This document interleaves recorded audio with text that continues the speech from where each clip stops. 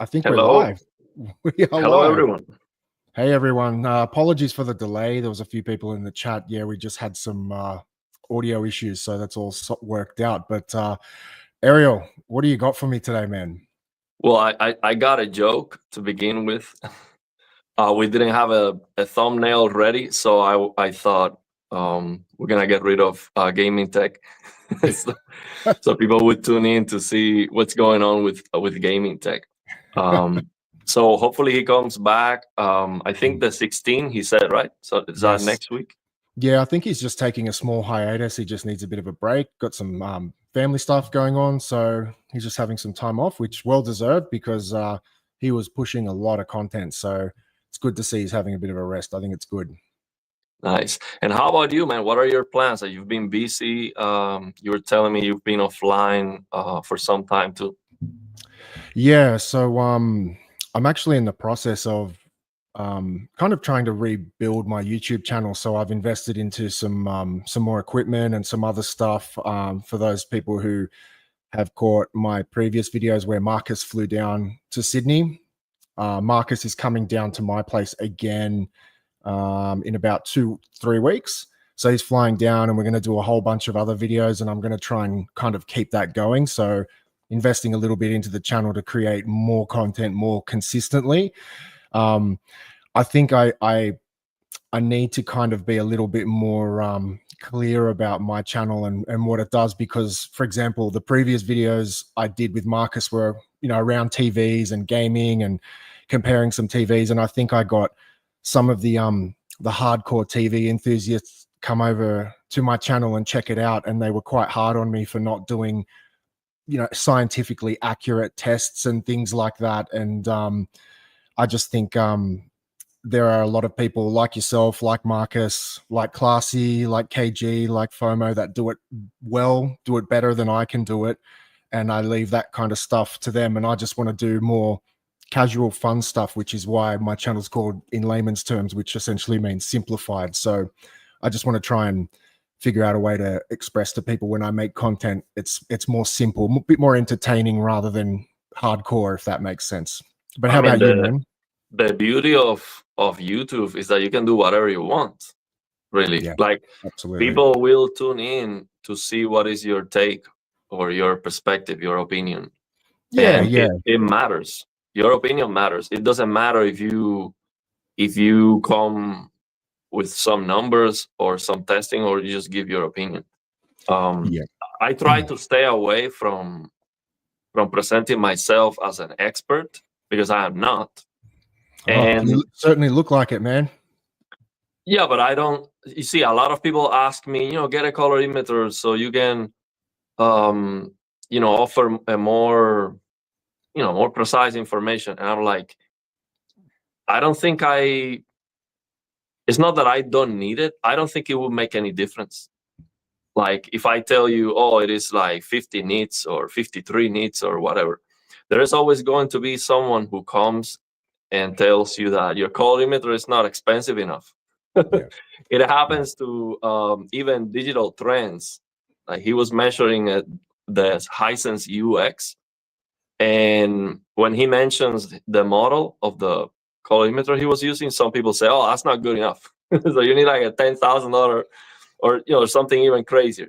Yeah. So for some people, it will never be enough. So I am not going to spend money to please those people. I don't care. I'm Yeah. going to offer my thoughts, my perspective, what I think about it. And I think that's enough for the people that are here. And I'm happy with it. So yeah, I'm just gonna do whatever I feel like I want to do. And that's the beauty of YouTube. You don't have to meet any standards because you don't have a boss. You don't have someone telling you to do anything other than your audience. And yeah, of course I listen to the feedback of people, but I don't really. I do it for fun. So if I put myself, the pressure of, oh, I have to, be at this level or do it this way or the other way, I might never do it because it wouldn't be fun. So yeah. Yeah, it's tricky, man, because that's the thing. I think you're right. People just we all stay in our own lanes. We all do what we want to do and we choose to do. Like I said, I think that's probably something I overlooked with my own YouTube channel when a lot of the hardcore enthusiasts came over and said, "Oh, you're comparing a 83-inch G4 to a 55-inch C755, I think it was, a TCL." Obviously, it's a ridiculous comparison, but for me, it was just like, well, you know, complete opposite ends of the spectrum. What can you get? And so, like, a lot of people were quite hard on me. So I think I just need to improve my communication. I learned a lot from it in terms of just explaining to people, hey, I'm just having fun here. I'm simplifying things. I feel like a lot of the crowd that I'm trying to attract are people who maybe aren't super knowledgeable and need kind of a basic amount of information just to help them get a comprehension of what's going on. But yeah, man, there's a bit of future in the channel coming up. I'm looking forward to catching up with Marcus again, and yeah, it should be fun, man. But I think, by the way, I would not dismiss that comparison at all. I think that's a very important comparison because most people go into the store and they much rather buy a 97-inch, you know, the cheapest, biggest TV that they can buy, and they don't see the value of spending more money on a higher quality TV. And the problem is, the bigger the TV is, the uglier it will be if it doesn't have a good quality. That's very so true. That's like, in my opinion, that's like the worst thing that you can do. It's just to get the biggest, cheapest TV. So offering your perspective, it doesn't have to be, you know, HD TV test like with precise numbers. I mean, you can just look at it and tell people, hey, it does make a difference.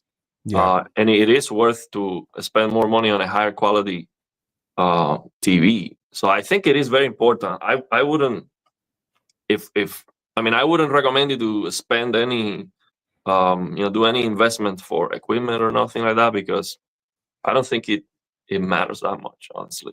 And the other thing is, these TVs, I mean, the G4 has a lot of settings and calibration controls, and there's a lot of things you can do with it. But at the end, this WRGB, it is difficult to get it perfectly accurate.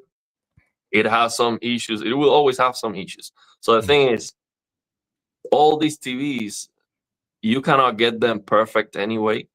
They are limited by the settings that they have and the things that you can control.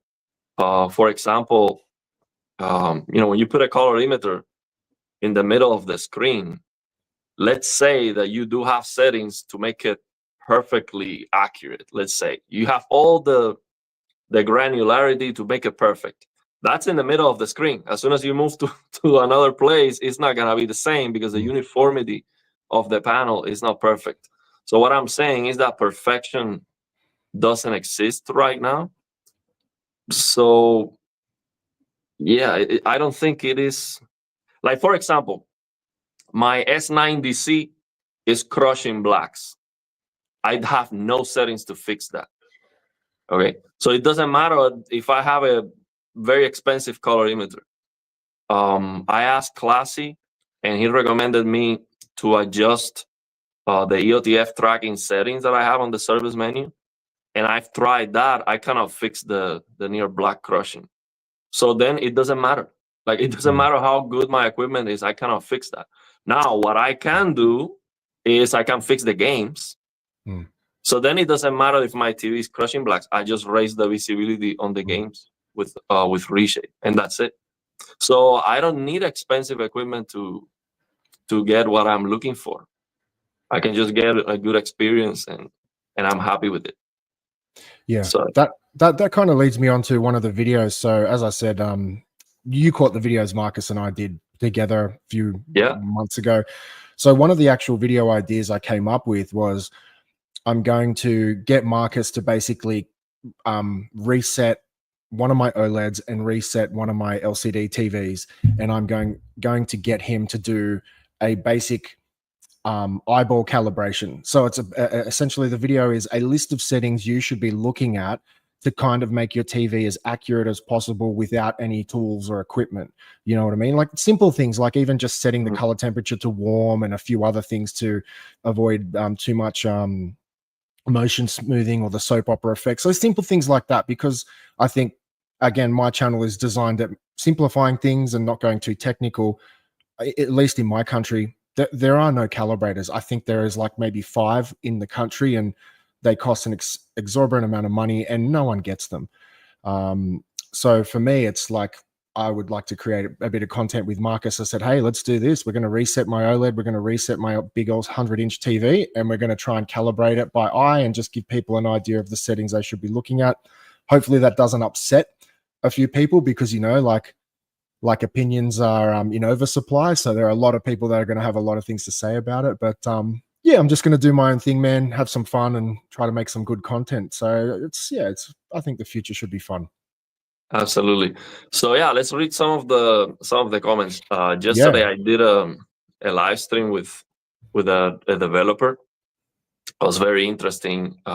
He developed a game, so we're talking about that game, and I was also asking him questions about different things, technologies and stuff, and he's very, very knowledgeable. So I was interesting, but I couldn't read any comments because I was just speaking with him all the time. So I'm gonna read some comments today and see what you guys are saying. So let's see. We already have a bunch of comments here. Yeah. Let's say hello to Mex. So I also titled the live stream. The big TVs are for PC gaming or consoles. And usually, people associate console gaming with big TVs. And I do. yeah, I do. yeah, and it makes sense, right? Although there are some people who connect their monitor to a console because they probably have PC and also have the PS5 and stuff. But really, with you have an 83-inch G4, right?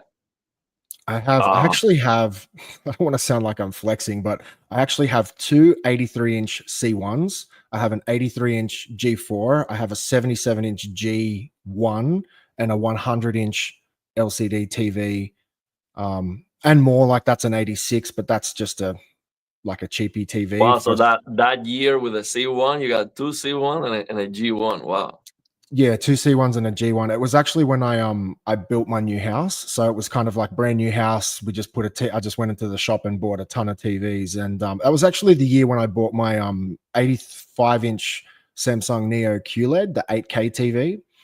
And that was the most expensive TV, and that TV failed miserably. And then when I got the refund for that, that's when I purchased the G4 83-inch. So I have a lot of big TVs, big TVs, man. Yeah. And I love big gaming on any. It sounds snobby, but when I go to like a 65-inch TV, I feel like I'm missing out. You know what I mean? Course. Of course. So it's one of those things. And do you have a console? Do you have a console below each TV?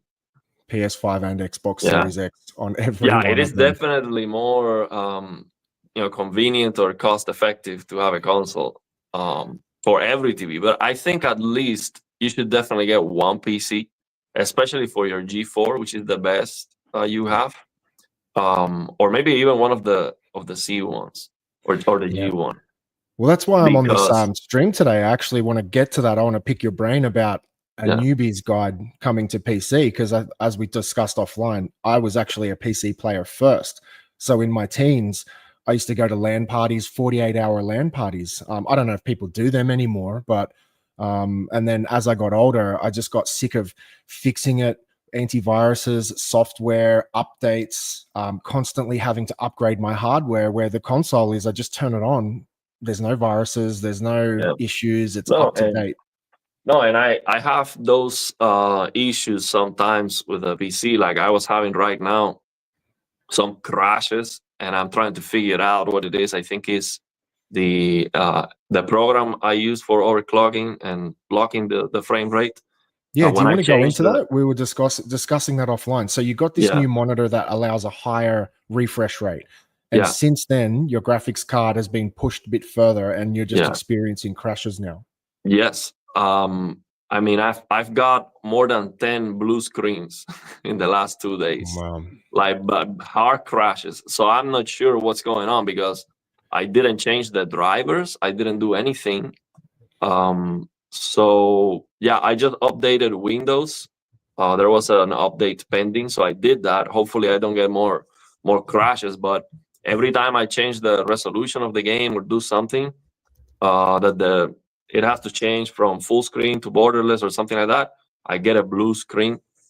So if I just open the game and I don't use MSI Afterburner, it's okay.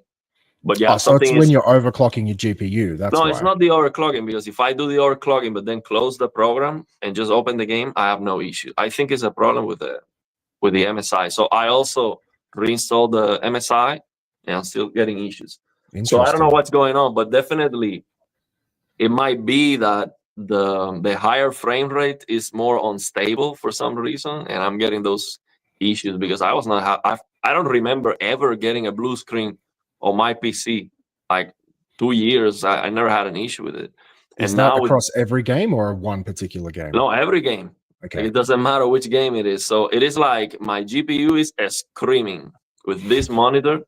My GPU has a little bit of coil whine, which is like when it does some electrical noise, like, and it's going crazy with. I mean, I'm getting in some games when I lower the settings, I am actually getting right now 358 frames per second. On what And GPU? this is at 360 hertz, a QD OLED. So the responsiveness and the motion is just absolutely incredible. But my GPU is screaming. It's Which all the GPU time. is it? It's a 3080, 12 3080. gigabytes. It's the Asus stuff. And that happened to me with 144 sometimes if I was getting those high frame rates.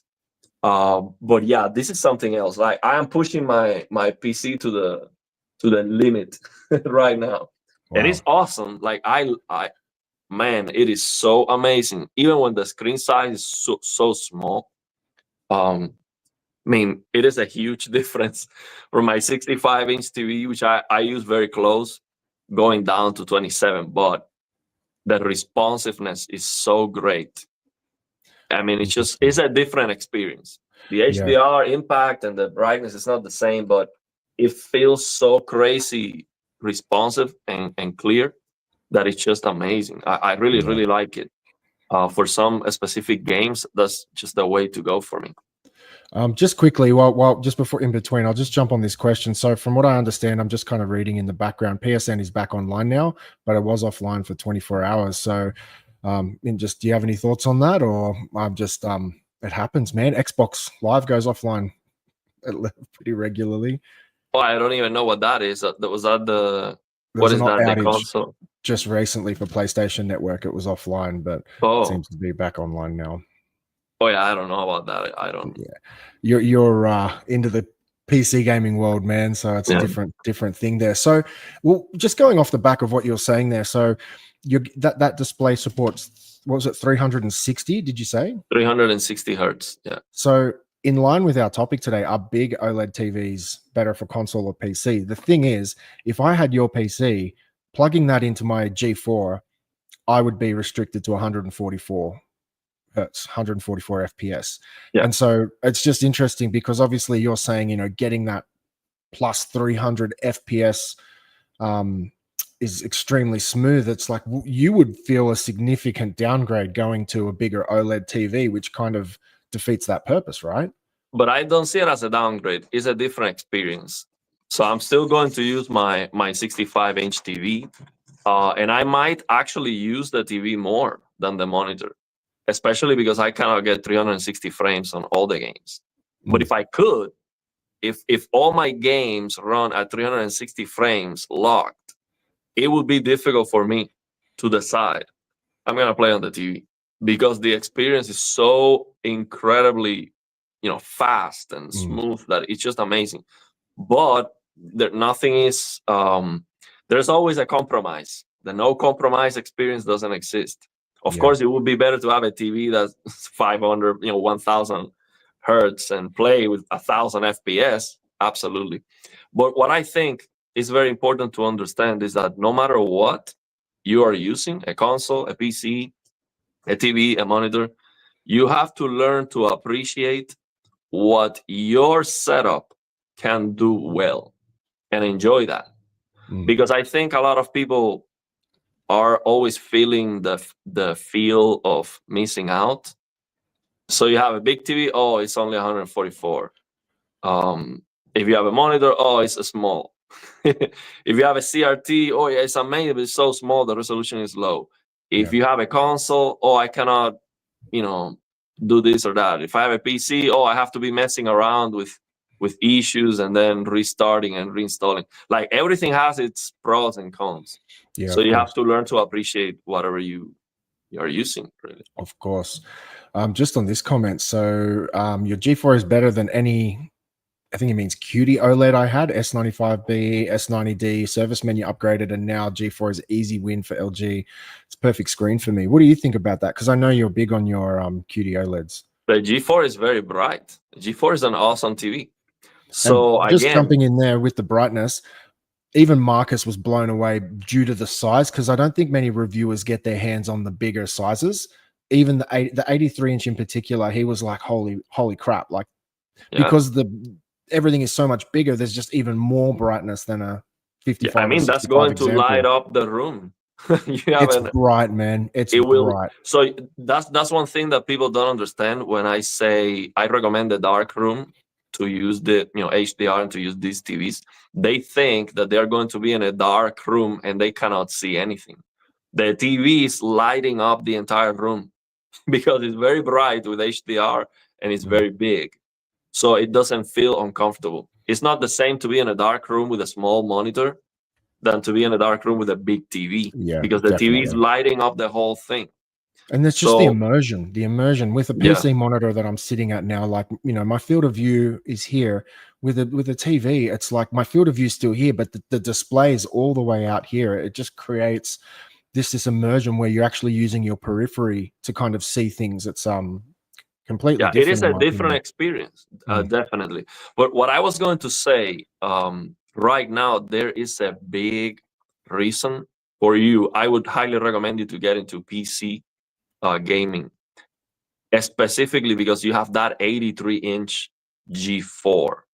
You will see a big difference in the clarity of the games, especially if you get an NVIDIA GPU right now. NVIDIA updated the DLSS, the upscaling, and it looks so much better now with your big TV.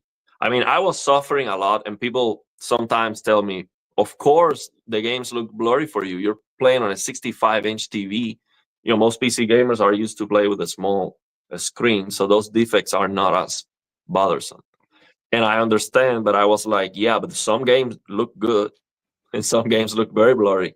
So now with this new, it's called DLSS transformer model. It's like an upscaling from a different nature. It's like the nature of the upscaling changed and it's better now. It looks so much more closer to native resolution without TAA. And I guarantee you, if you get a PC right now, you plug that into your G4, you get an NVIDIA GPU, man, the difference from what you're seeing right now to that is going to be monumental. I guarantee you. It's like it's like almost changing a 4K for 8K or something like that. You're going to see, like, if you had more resolution now, like it's going to look so. I'm not going to liken it to a PC, but I will say even going from my Xbox Series S to my X is a massive difference. If I'm running my Series S on my G4 and then I plug in my X, I can't go back to the Series S. I only have Series S. Series S is on smaller bedroom TVs. So like I can kind of get what you're saying, and I can only imagine how much a PC would just make the Xbox look silly. Yeah. So, and again, it has inconveniences. You have to, mess with settings and stuff. And someday something is not going to work and you wanted to play a game and now you're like fixing, you're not playing anything. So it has that issue, but I think it is so worth it. Yeah. With that big TV, you get that PC is going to be such a big difference for you. I highly recommend you.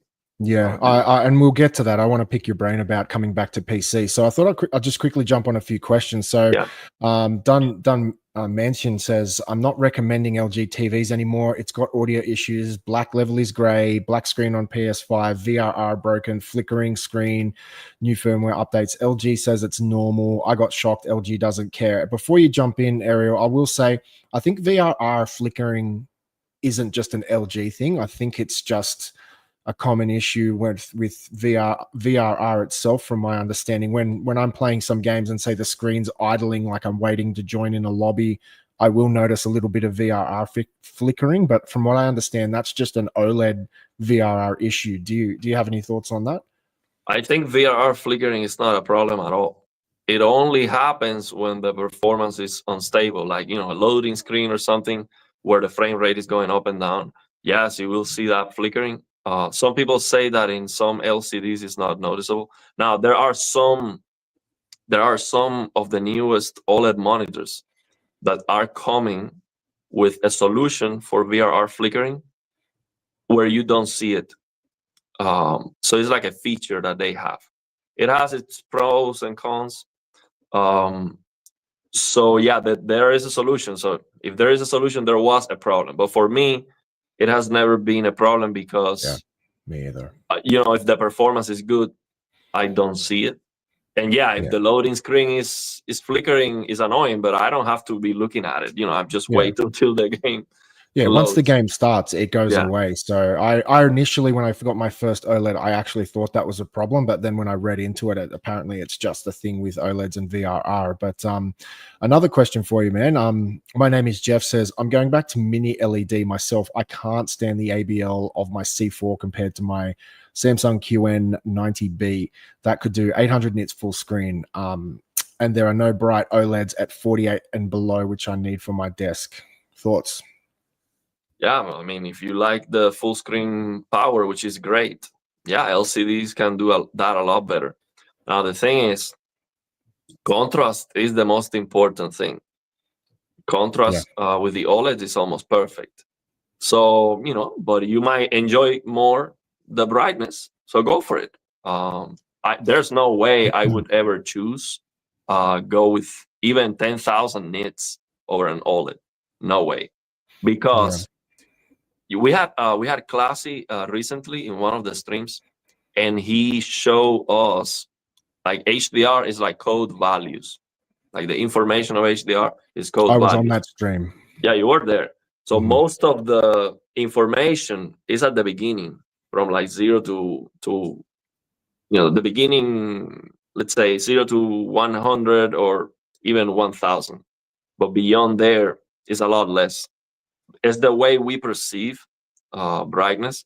For us, it's a lot more important. Near black and up to 100 nits, that's a lot more important. It's not even close. If you have a display that can do 0 to 100 nits absolutely perfect with perfect accuracy, that is so much more important that it's not even a consideration. But I understand for most people, when they see that full screen brightness, they will prefer that. For example, right now, I have two monitors here. I have this 360 hertz QD OLED, and I have an IPS gaming monitor.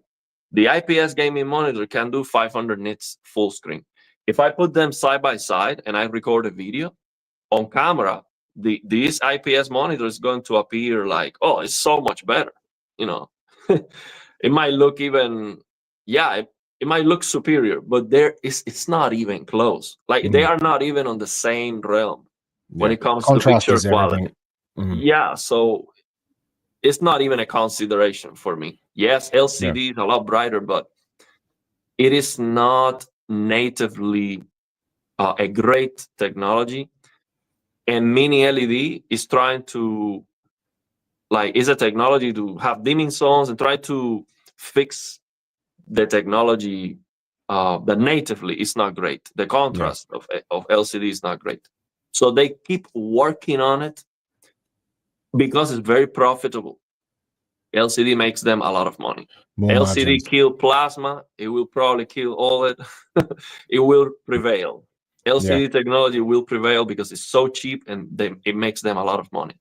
But the minute they can reduce the cost get some sort of economy of scale on micro LEDs, I think OLED will be over. Anything, oh no, anything else like inkjet printed, whatever, like any technology that can be profitable will prevail. Well, and I so think far, that's why. LCD, Sorry, man. I think that's why inject printing is kind of coming through, because it's their way of trying to make OLEDs cheaper. If they can print them rather than using vapor deposition, obviously that reduces the cost, and then they can produce OLEDs and still make those big fat margins on them. So I think you're right. Like once LCD can improve, a lot of those technologies will be just worthless or redundant, basically. And I think the biggest problem with big mini LED TVs is that they require processing because they are not natively great. You require processing for the backlight and the dimming zones and all that. So for gaming, you have a different picture quality. That's a very important thing that I see sometimes they miss on the reviews. They show you, for example, oh, look at this mini LED. It has this contrast. The dimming zones are so good. It's very colorful, this and that. And then at the end of the review, they say, oh, and it also has 144 hertz for gaming and VRR and G-Sync. So you think, oh, that's perfect. Yeah. All that picture quality, and I also have the gaming features. But what they don't tell you is that when you turn on game mode, you don't have that TV that they were talking about. Yeah, you have a lot of the time the dimming zones TV. even, yeah, they just turn off the dimming zones. They just, everything's on. Exactly. So then that's trash. It's not even close to what they were talking about. So that's the thing with LCD. I would like one day I want to have a TV that's 10,000 nits, and I want to see that just to judge what the deal is. You get a nice 10. Yeah. So here's a question: what is the game in the monitor? Sorry, that's the question there. Oh, this game is called Scars Above. It's an indie game, but I like a lot the gameplay, and that it supports the DualSense features, so it feels very nice to play. But I was playing. Cool. I was playing it with mouse and keyboard too. And the thing is, this game runs. If you lower the settings, it runs so fast. Again, 360 FPS right now. My GPU is at 92%. So it is running lightning fast, and it doesn't even have the DLSS or anything. It's just natively. I could be tripping out, but even through this like this webcam we've got going on at the moment, I can see that is snappy. Yeah, because it's far away. So when the screen is far away, the motion clarity shows a little. Yeah, but it's not even close to what I see in front. Of course, it's not. Of course, but I can see that. That's but I can tell you, flawless. The thing is, when you're playing with this, if I can get 360 frames on any game, it is just so unbelievably good. It's just insane how fluid it is. I absolutely love it. And this year, they are going to release a 500 hertz QD OLED. And I want to get that for review if I can, because here's the thing. This is one thing I wanted to bring up to this conversation. For console gaming right now, TV is the way to go. You get a bigger size, you can sit from the couch. If you're far away, you're not going to be suffering that much the lack of resolution, or if the game looks a little bit blurry, you're sitting far away anyway, so it's not a big deal. So 360 hertz or 500, it doesn't matter for console gaming. You cannot get those frames anyway. Even on the PC, it's so difficult. Okay. But I was talking yesterday with Hybrid, this Unreal Engine developer. He's also involved with lossless scaling. It's a program that has frame generation for the PC. And we were talking about the possibility of having this new CRT simulation shader for the consoles. So what this does is that it gives you flickering to improve the motion. So, and you only need like 60 FPS. So if this, in the future, if this gets integrated in the consoles, you could actually take advantage of these kind of displays. So imagine you get 60 FPS and it looks like 360 for eye tracking. So that would be awesome. They need to implement that into consoles. That's where the money is, man. Like, They you know, should. I you could think they just definitely should. yeah, crank up all the textures, all the resolution, basically aim for 60, implement that, and people are going to be looking at feeling like there's a super high refresh Exactly. rate. You would be getting almost this experience that I'm getting right now when it comes to the motion. The input lag is not going to be the same because 360 frames, the rendering latency is a lot lower. But you're going to, for eye tracking, the motion is going to be as good. So I think that would be awesome. I cannot wait to have that. Basically, it will be amazing to have that for consoles. So yeah. Have you told the community what's going on with your 5090? Because I'm one of those people watching, like going, "What's going on, man? You were camping out, it didn't work out. So what's next?" So I have to, I hope that I can get a 5090 from one of these companies. I'm trying to reach out to more companies to get review samples so I can have more content for the channel. Because the thing is, I already have the TV. Now I got this monitor. I don't need to be buying monitors for myself. Like I cannot use all of them. See, but it will be cool if I can get review samples for the channel. And I don't even need these companies to I can return it. I don't need them to give it to me for free. I will be okay to just do some videos and then return it. But they don't care really. When they send you the product, you can keep it. So I am hoping I can get a 5090 from MSI. Basically, I told them, hey, I would pay for it. You don't have to even give it to me for free. I would like to get one. Yeah. And it was too late when I reached out to them. It was too late already. They didn't have any. But I hope one of these companies, because I have the YouTube channel, I mean, it would be like a win-win for them. If Asus or MSI, any of these companies send me a 5090, I would pay for it and I would go crazy with your product. My community would be also, glad that I got it. You basically, it's like you're the hero of the story. You're allowing me to get one, and it's just a win-win for any of these companies, and they are not losing anything. I would promote their product just because I want to have it, and it's gonna be awesome, of course. So yeah, that's my hope, really, having the YouTube channel. Otherwise, it might be at the end of the year to get a 5090 of availability is very, very bad. And the problem right now is because they are not available. The companies are raising the price themselves. So MSI and Asus, they are jacking up the price. There are some 5090s right now over 3,000 US dollars. Yeah, I'm seeing that in And Australia as from the well. company, like officially. So the thing is, if you want to get one and you are on the list or something to get notified, they would notify you and you can buy that super expensive 5090. So they are scalping the Supply price and themselves. demand. Supply and Yeah, demand. supply and demand. So yeah, I'm not paying. Yeah, it's just too much. I was willing first to pay 2,000, and I'm like, yeah, but Founders Edition, they are not available. Like they will probably never be available consistently. Then I was like, okay, I can go up to 2,500. But then, yeah, more than that, it's just I cannot do it.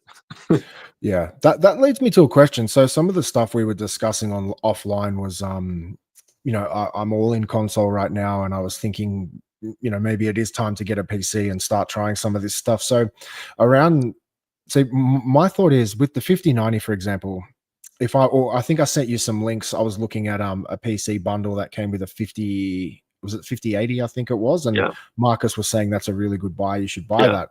Yeah. But in my mind, I'm thinking, well, the best display I have is a G4. So that only supports 144 hertz. So aren't I kind of wasting my money if I'm not going to buy a display that's going to allow those higher refresh rates? No, because see, that's the beauty with a PC. With a PC, you can decide what you want, the experience that you want. So right now I'm getting 360 frames, but this is not 4K max out settings. Okay. Okay, so theoretically, like if I got a 5080 or a 5090, like wouldn't it say a game, let's just pick a random game, if I dialed it back to 144 FPS, I would probably still have headroom even if everything was set to ultra settings. So I'd still kind of have all this leftover horsepower I'm not utilizing. Or am Never. I, That will never happen. okay? It is very, very, very easy to max out even a 5090 at 4K. Very easy. Even if you play a very old game at 4K, you can use the NVIDIA DLDSR to get more pixels. So beyond 4K, it looks more crisp, it looks better. And that's going to utilize that 5090 even more. So unless you play a very old game, you will always, with these new games, you can always get that 144 FPS experience, and your GPU can be at 100% utilization. You will not waste your money. If you get a 5090, no way. Even 1440p. For example, of course, there are very bad examples right now. The new Monster Hunter game came out, and I saw a benchmark with a 4090 at 1440p, and they were getting 70 frames per Oh, second. okay. That's ridiculous. That's a really bad performance. But yeah, you will never. 49 is still going to be the second fastest GPU that you can get. So yeah, it's not a problem. You will never get. It is worth it. You can use it Okay. all the time for all the games, no problem. Yeah, that's what I was thinking. I thought, oh, maybe I'm just wasting my money. Why would I chase after a 5090 when I only have a 144 hertz display? I'm kind of wasting it, but okay, it's good to know. So Yeah, I mean, yeah. yeah, Dun Mansion said, so what about Doom Dark Age? Yeah, that's a game I'm really looking forward to. I can't wait for Xbox Series X, 4K. PC can't play 4K. I think he's saying his PC can't play 4K mid-range on PC or laptop, so it needs 32 gig RAM, very powerful GPU. Too much waste of money. Okay. So that game, by the way, these developers are probably one of the best when it comes to optimizing their games. So Yeah. it runs very fast. And Doom has never been like, open world. It's like you have close arenas that look very good and they run very fast. But the problem is they are now developing the game with ray tracing, and it's like forced ray tracing. You cannot turn Mm. it off, not even on the PC. Actually, if your GPU doesn't support ray tracing, the game is not supposed to even open. So Wow. I think that's a terrible idea. Definitely for consoles. Like it makes absolutely no sense to use ray tracing on the consoles. No sense. Not Mm. even for 30 FPS gaming. I think um it is an abomination what they are doing with these console games using ray tracing is flat out nonsense, is marketing. It is just to slap that on the box or something. It makes no That's sense. yeah, that's the whole industry though. That's Yeah, what pisses me off about TVs. Every cheap TV under $400 has HDR on the box. It's just yeah, another badge they can slap on it. But exactly. So man, that game on the console should run at 120 FPS. That kind of game should be target for 120 FPS, and yeah. they could deliver 120 FPS. They just have to dial back the settings. Mm. Oh, look, And you can't play Doom on a low frame rate, not modern Doom. It is so fast twitch. It's like that's the whole attraction to it. You get that super high refresh rate. It's just yeah, I think that's one of the best games that will hopefully come out this year because Doom Eternal was, man, that was such a good game. I played that through so many times. So yeah, I'm really excited for that one. yeah, so hopefully it runs well on the consoles. At least 60 FPS is gonna have. But the thing is, they have to compromise the resolution and the clarity of the game Mm, if it is using ray tracing, and that's not worth it. On mm. the PC, my 3080 is more powerful than the console. Okay, Oh, of I course, yeah. I always turn off ray tracing. Always. I've never played any game with ray tracing ever. Some console gaming games do allow you to turn off. I don't know if Doom has it or not, but some I games think do it allow you won't. to turn it off. Okay. I think it won't let you do that. So yeah, that's where we are. Let me close this because I'm wasting power here. I'm wasting power with this. So Yeah. yeah, man, I am very very happy with this monitor. Honestly, I Are you going to I do got a it sent review to on me that? for free, so I have to say that that definitely matters. It makes a big difference. Mm, I'm happy because it was like a gift for the channel. But honestly, I would not have purchased a monitor because I had a TV.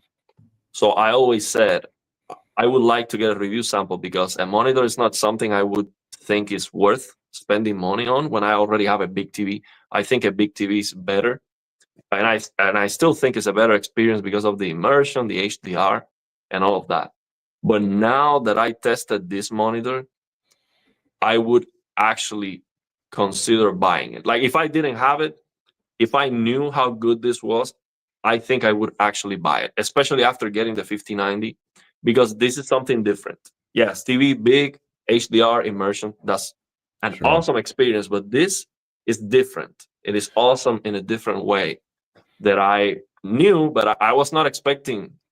Also, I was not expecting my PC to be able to use this monitor at all.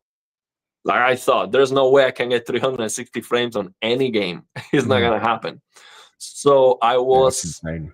yeah, it's insane. So I was hoping to use multiple frame generation with lossless scaling, or maybe NVIDIA supporting multiple frame generation for all RTX GPUs in the future, which might happen.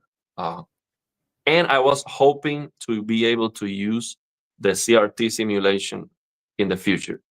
But 360 frames, I thought that was impossible. And it is actually possible with my PC in some games.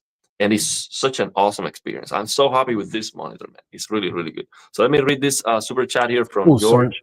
Yeah, yeah. Let's go Thank you ahead. very much. Thank you very much again, George. What's up, boys? Reject ray tracing, embrace good art direction. Hey, George. Thank you. It is so important, the art of the game. I think with the marketing, they're always like slapping this ray tracing, all these techniques in many games that look absolutely terrible. Like there are a lot of games that support ray tracing and all the latest technology, and they look terrible to me, absolutely terrible. Mm, mm, Especially because when they try to push ray tracing and all these graphics, they have to compromise somewhere else. That's the problem. You cannot get everything. mm, So to get the performance back, they have to lower the amount of pixels in many assets. So then if you have a character on the screen that has a hair that looks all pixelated all the time, like that's so distracting. I much rather have them add more pixels or fix the hair than mm. So there's a lot of things that are very important that they are sacrificing to to improve the game, Yeah. and it's not worth it. Man, something that always blows my mind, and I think I've brought this up quite a few times, is I will go and play games from, say, the PS4, Xbox One generation, and I think they look better than a lot of games this generation. Like I think games I've brought up before. If so, this is one game I've brought up: Star Wars Battlefront 2. So that was an Xbox One, PS4 game.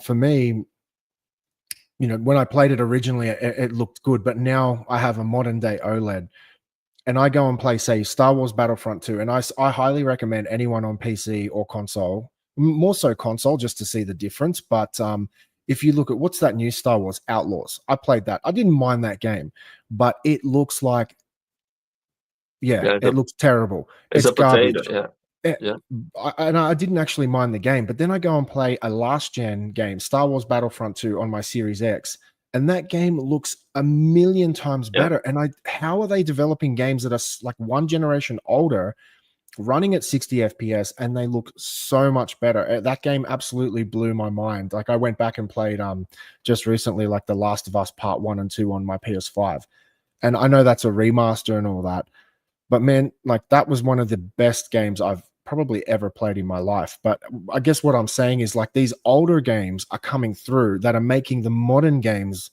look terrible, and I don't Yeah. understand where they're going wrong. A lot of these games aren't even pushing 120 FPS. The games just look worse. I don't understand what these developers are doing wrong. Yeah, I mean, I totally agree. That game looks amazing and it runs very fast too. I also tried recently Days Gone on the Yeah, PC, yeah, and it nice. performs very well. It looks amazing. It doesn't even support DLSS or nothing. And yes, and the problem is um, just what they are trying to target. When they try to push the graphics, because you see, in a YouTube trailer, we don't see the issues because we Yeah, think, oh, that's YouTube compression yes. or 30 FPS doesn't look good anyway. But when you actually play the games on your system, that's when you notice the issues. Also, you have an 83-inch G4. Any issues with image clarity, Oh, it'll uh, show. it's gonna show Mm, in a huge way. yeah. So that's Well, why that's I'm why I was saying, saying with my Series X and the Series S, when I would swap between them on my G4, it was night and day. If I played yeah, Battlefront 2 on my S and went to my X, it was like a completely different experience. Like you said, like the hair looks all pixelated and it just doesn't look real. So it's a big difference. But like I said, it blows my mind. What are developers doing wrong? That you would think the tools would improve, no, the it's the engines target. wouldn't be Is better. what they are trying to push. Like they have to lower. The problem is, of course, we want to move forward and we don't want to go back to PS3 like games. But the thing is, if you want to guarantee 120 FPS on the consoles, looking good without looking like a blurry mess, you Mm. have to lower the scope. And there are a lot of games that are not open world, that they don't have dynamic time of the day or dynamic lighting. They could run a lot better, but they don't because they are using rendering techniques and stuff that are more advanced that might not be even necessary. So So let me ask you, so just to quickly jump in with something you said there about open world. So how much of an impact do you think an open world game has on their ability to provide a better looking game? For example, I know we'd say games like Destiny, in the original Destiny, I'm not sure about Destiny 2, because the game was so open world, they would kind of have these invisible walls. So when you like kind of go from one area to another, there was like a brief pause or a load to kind of separate all the areas. But that's the main difference. Say Battlefront 2, it's a bit more you're on rails, you're kind of going through the maps from like A to Z, but Outlaws open world. So is that what's impacting the graphical fidelity and resolution? well, again, I'm not a developer, but from what I can see on the games, for example, Spider-Man 2, I tried that recently, and it looks amazing. Wow, Mm, that mm, game looks amazing. And the draw distance is insane. You look at the distance and you can see so much true. detail. That's Mm, amazing. But it's stuttering like crazy. They have to fix. It's broken, flat out broken on the PC right now. It's not even. You get massive stuttering. You are looking at here. You do a 180 camera change, and the mm. whole thing is like the whole city is loading on the fly. So there's more complexity when you have an open world, especially if you have a dynamic time of the day, which Spider-Man doesn't have, by the way. I think that's one of the things that makes possible Spider-Man to look better. They Mm. have different times of the days, but it's not dynamically changing. Yes. Depending on Yeah. the mission, it is daytime or it's nighttime or it's snowing or not. So that makes it a lot easier for them to push the graphics. If they had a dynamic, weather system or dynamic lighting that's changing, so the shadows need to be adjusted and all the stuff, it would be a lot more difficult, I think. So if you have a game that is not open world, it's not changing the lighting at all, you can work on less expensive rendering techniques to make the game run faster. But the thing is, with ray tracing and some of the rendering techniques that they have available today, they make it easier and faster to develop games, and they cost less effort. And that's why they do it. It's because so they don't the optimization is like work harder, so it runs faster. And if you don't need basically you use the bare minimum you need to make it look as good as possible. That takes a lot more work, it seems. Mm. So that's why you have games today, like I'm looking at Monster Hunter. That game looks like garbage, honestly. Absolute garbage. And it runs like garbage too. So I truly don't understand what's going. That's not even open world either. Mm. It's like open hub. Yeah. So I just don't understand how we get that mess when we have games that are a lot more beautiful, that run a lot better. But of And course, older. and they are older too. I mean, if you compare Ghost of Tsushima Oh, with yeah. with Masterpiece. The HDR yeah, implementation on that is spectacular. yeah, it looks amazing, Mm. and it's open world. It's a lot more That, complex. that's another thing, actually. If they implement HDR really well, and not a lot of games do, that makes such a big difference. Like for Yeah, me, Call of Duty Modern Warfare, the modern one. So I know there's quite a lot, but I think it's like a 2019 title, Call of Duty Modern Warfare. So the most recent Modern Warfare one that had such a good HDR implementation. I still go back and play that, and I'm so blown away by how good the game looks. But it's an older game, you know what I mean? And yeah, that's why when I'm jumping and buying a new modern game, and I'm like, man, this looks like shit. yeah, What is going on? It's it's yeah. crazy, man. The HDR and the display upgrade in general is the most important thing. I You see a lot nailed of that. I see Yeah. a lot of PC gamers with a small IPS monitor. Yes. That's I mean, just get an OLED basically, and that's Yeah. better than getting a new GPU. Man, Absolutely. that's so well said, because that's something I often say to people. Say when people have upgraded, say a PS5 Pro, PS5, or Series X, and they haven't upgraded their TV in 5 years. I'm like, man, you don't realize, like, upgrading the TV is just as important now than Yeah, upgrading your hardware. And you could have, say, a PS4 or a PS3, go get a modern OLED.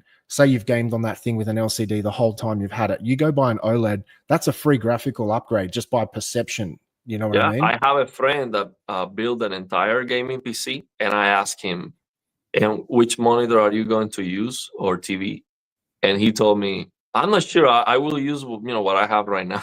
Mm, He got like a yeah. very nice high-end PC, and the monitor was like a complete afterthought. And the monitor or the TV you're going to use is the main thing. Yeah. So depending on what you are going to use, is the PC you're going to build. It's not the same if you're building a PC for a 4K, 144 FPS experience, that if you're building it for 1440p, 360 hertz, is a different, is Mm. something completely different. So some people don't even think about it. They just the PC and then monitor will figure it Yeah. out. It's like home theater when somebody focuses purely on the TV or purely on the sound, and they don't bring the other thing up with it. So you have to get that balance. Exactly. Let me answer this question. We'll go Yeah. there to the home theater stuff. How is the movie media experience on the OLED monitor compared to TV? Is it more choppy than TV due to no motion smoothing? So it is as bad as on the TV. So the thing is, there are some um not solutions, but there are some things that can be done to make low FPS more tolerable. I would recommend you to go to Blurbusters and read about it. So, for example, they are thinking on uh, on simulating the pixel response time of LCDs on OLEDs with a tech for that. So 24 FPS doesn't look as choppy, so it looks more blurry, but Mm. it doesn't stutter as much. That is one thing that they can do. They are thinking about. There was another technique that I forgot. So go to Blur Buses and read what they are doing for 24 FPS. There are some things that can be done, but the thing is, 24 or 30 FPS looks terrible, and there's almost nothing you can do about it. It doesn't matter which display it is just flat out bad. And the biggest problem I have with that is that for me, low FPS is a technical limitation from the past. And I understand that right now, for example, this stream is 30 FPS because we have no choice. Like that's what it is. I cannot do on right now the platform that we are using with a StreamYard and YouTube. That's what it is. But so that's a technical limitation. But right now, we could have a lot more high FPS content for the media because we no longer have those huge limitations. And it has become a standard. It's like, oh, people are used to that. So it's like a cinematic experience. And for me, that's total nonsense. 24 or 30 FPS looks bad and there's nothing you can do about it. So we just need more frames. And yeah, these TVs can do motion interpolation to help a little bit, but then you get artifacts. So we just need a natively higher frame rate. Actually, I have spoken with two directors. Recently, I spoke with another one. So I shared, first time I spoke with one, now I spoke with another one. And I asked him about this. So when you're recording your documentary or film, whatever, what is your frame rate? Like, what are you using to record? Which camera? He had like no, it was not even a thought for him. Like he had no consideration when it comes to the frame rate. That's like the standard. He was like, no, it has to be, 24, 30 because that's just what it is. Like he didn't know anything about motion. He didn't know, like he never thought about it basically. Like they are just producing this content without even considering that it would be better to have that content at a higher frame rate. Are you talking about movies? No, this producer was doing a documentary, like his historic television. Yeah, like a historic documentary. I And I am explaining to him. I remember there was a movie that came out somewhere and it was filmed in a high frame rate and everyone basically hated it because we're so used to a low frame rate when we're watching content. Yeah, the Gemini Man or something like that with Will Smith. Gemini, yeah, with Will Smith. I saw the trailer at 60 FPS on YouTube and I thought it was good. And the movie was actually 120 FPS on some theaters or stuff or something like that. I think that's way better.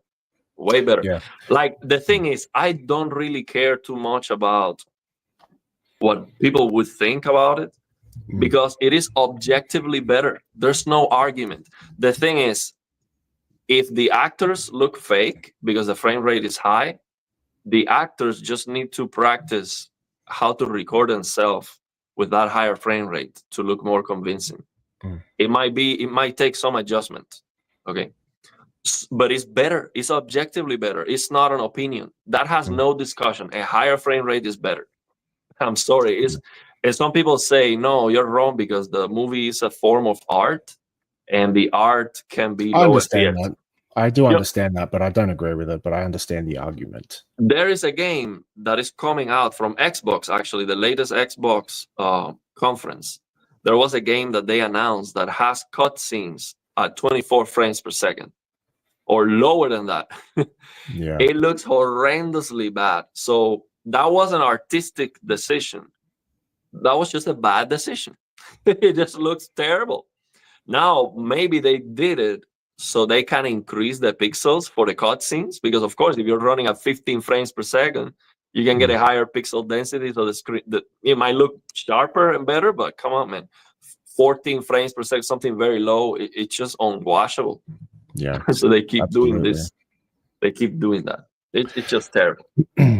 I might jump through some questions here, man. So just because we've got quite a lot backing up here. So I'm just going to find this previous comment I had here for you. It was essentially, here we go.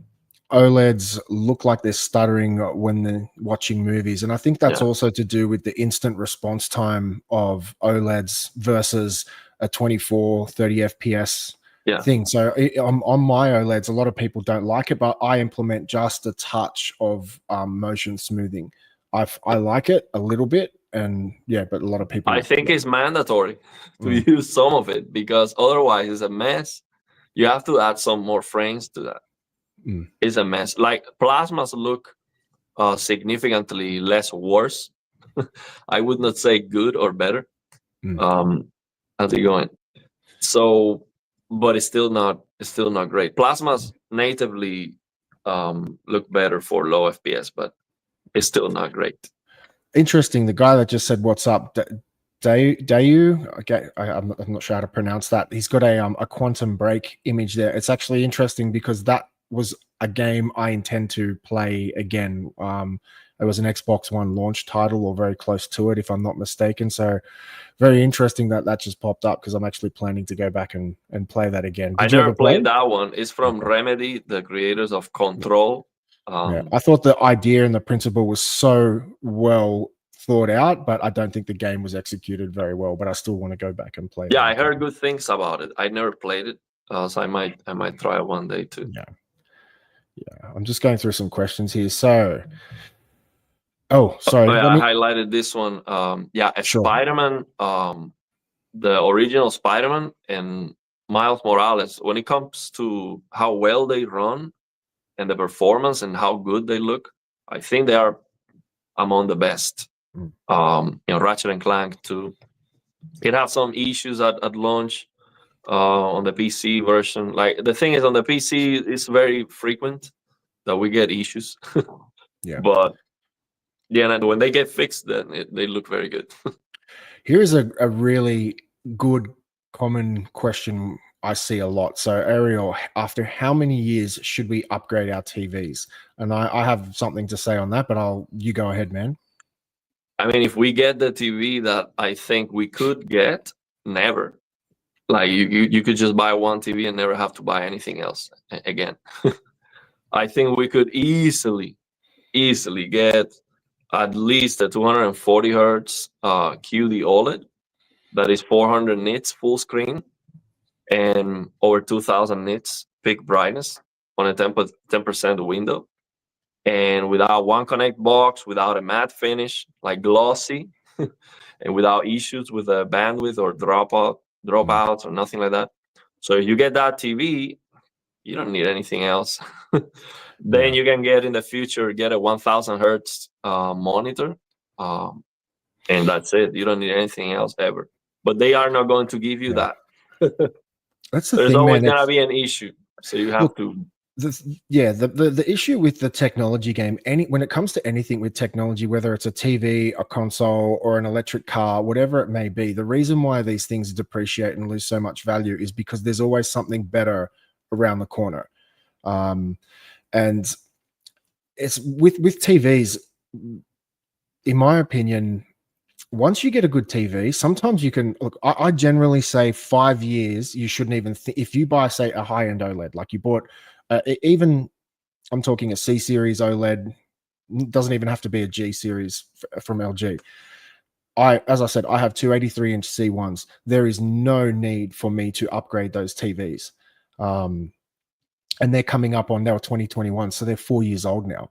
I have no plans and no need to upgrade those TVs. If you buy a really good high-end TV, there's no need. Even if you buy a cheaper LCD TV, like, unless you are chasing a better picture performance, then it's, yeah, I just for me, say for example, when I had my 83-inch C1s and I went to my G4, I was expecting a night and day. I know we've discussed this before, night and day improvement. I didn't get one. I think I needed to manage my expectations. And I think that's why I often say these things on the live streams is you need to manage your expectations.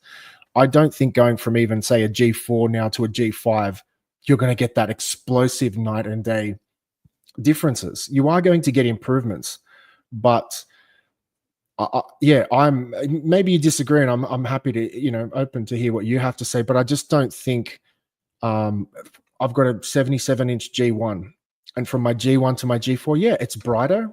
There are some slight improvements, but is it something where I would look at it and go, oh my God, that is so much better than that one? No.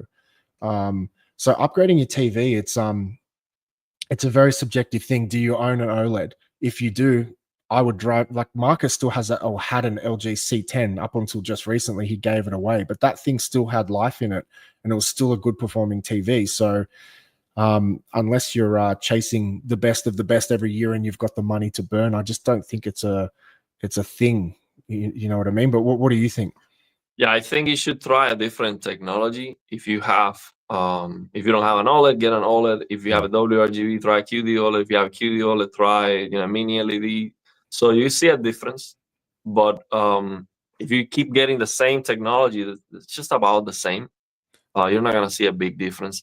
Now the G5, I am liking what I've seen about the G5. Yeah, it's not gonna have better color than QD OLED, and it might have uniformity issues too, or even worse than what we currently have because of the new tech. We don't know exactly how the uniformity is going to be. So for me, that's the biggest question right now. But what I like a lot about the G5 is that they removed the MLA. And by removing the MLA, it looks like your C1, G1, basically the screen looks more black. Yeah, it's got Like that inky look. these QD OLEDs are awesome. I love them. But right now, this looks like a crappy, not a crappy LCD, but because it's a glossy screen, but it doesn't look black at all, not even close. So I don't like that about this QD OLED technology. And the G5 is going to look black.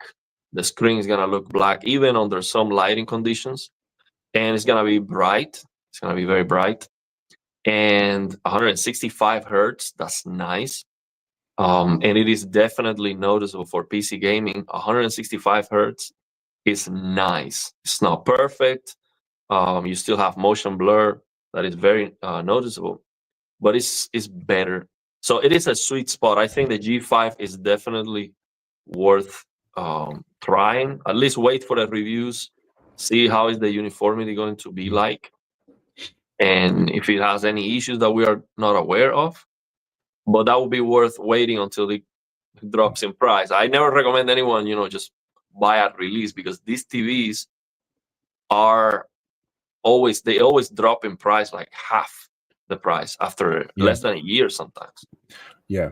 Well, in answer to that the comment, so if you owned a G4, I wouldn't recommend going and buying a G5. Put it that way. So, in terms of how long you need to upgrade your TV, it's such a broad answer there. Like you said, if you've got an OLED and you've already got that display technology, would you go and throw out your C1? No, like I don't think you would. Like, not to go and replace it. Like, it's still got so much life left in it. But yeah, so it is an interesting question. But I did watch that video, the ultimate sleeper gaming TV from Linus Tech Tips. Yeah, I did watch that video. Basically, they use a rear projection. I forgot what the name of that technology is. It was like a an old TV. Yeah, an old TV, a rear projector TV. That's one of the worst technologies ever for TVs. Check it out. Thank you. It looks absolutely, completely washed out. But basically, what they did was to use the case of that TV. They remove everything. They put an OLED and they put it inside because it's such a huge box. They put an OLED. They put.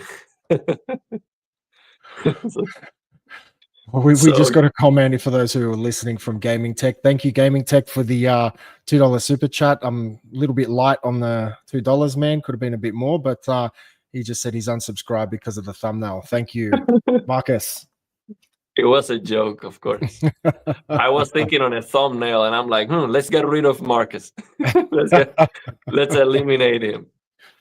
So yeah, it was a joke.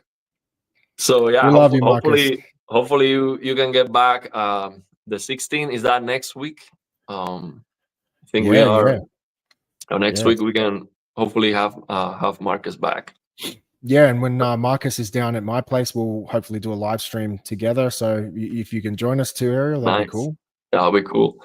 So yeah, that Linus video was nice because he basically put a PC, an Xbox. No, not an Xbox. Actually, he actually skipped the Xbox.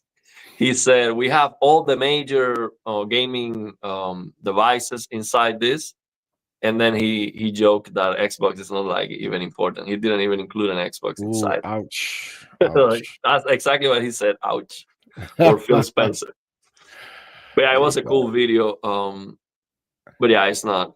It was just like a sleeper TV. You look at it, you think is an old TV, I'll but have it to has check that a out. whole. That's the direction I'm going with my channel. A bit more entertaining. He does get a little bit scientific, but I'm trying to keep my videos a bit more fun, a bit more light. So Yeah, but the um, problem with those kind of projects is that a lot of money, man. It's just, I mean, yeah. the investments that for those videos is crazy sometimes. Oh man, I've got 3 TVs sitting over there in the box that I bought for previous videos, like the TCL and all that. They're just sitting there. I buy them for the video, and then what do I do with it? They just build up, and I just have a pile now of TVs that I pulled out of the box, spent half a day with it, put it back in the box, and I'm like, what do? I either sell it and somebody gives me like $200 for it, or I just keep it and maybe one day, I'd rather give it to someone for free. You know what I mean? So yeah, Well, it's not cheap. maybe a giveaway or something, or I don't know. That's a tough Yeah, one.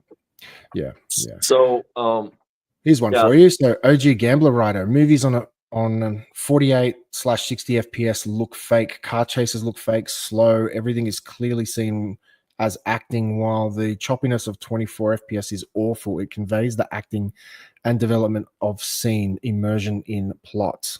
yeah, but the thing is, I'm not talking about 60 FPS. 60 FPS is not enough either.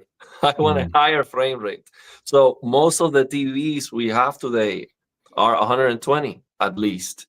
So that should be the standard, in my opinion. Definitely not for maybe not for broadcasting, but if you are spending money on a movie, you have a Blu-ray or any other like crazy expensive platforms like those Kaleidoscape, something crazy like that.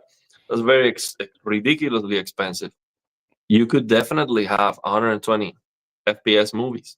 Why not? That's yeah. gonna look better. There's no discussion with that. It's gonna look much better.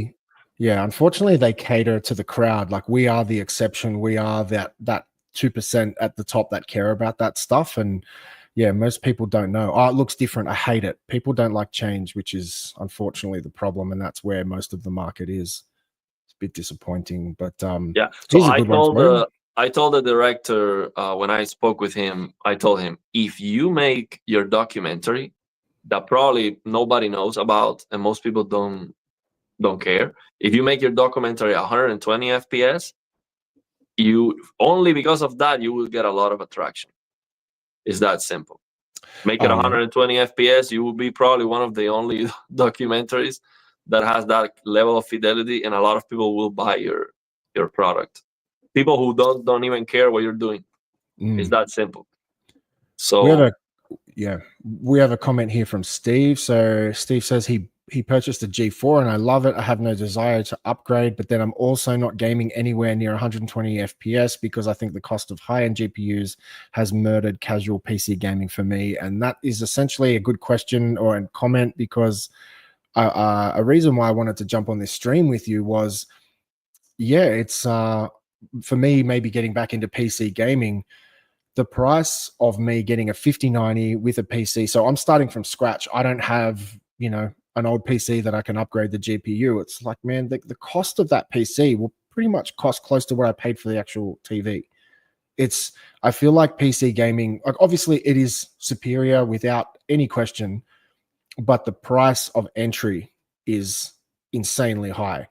And I think he's right. Like the high cost of high-end GPUs has kind of murdered the casual PC market. For me, I was like, oh, I'd be happy just going buying like a 1080 Ti old PC from someone secondhand online. no, And that's not gonna give you what you want. I mean, you have a mm, G4, 83-inch G4, so that's not a casual display for for a yeah, PC anyway.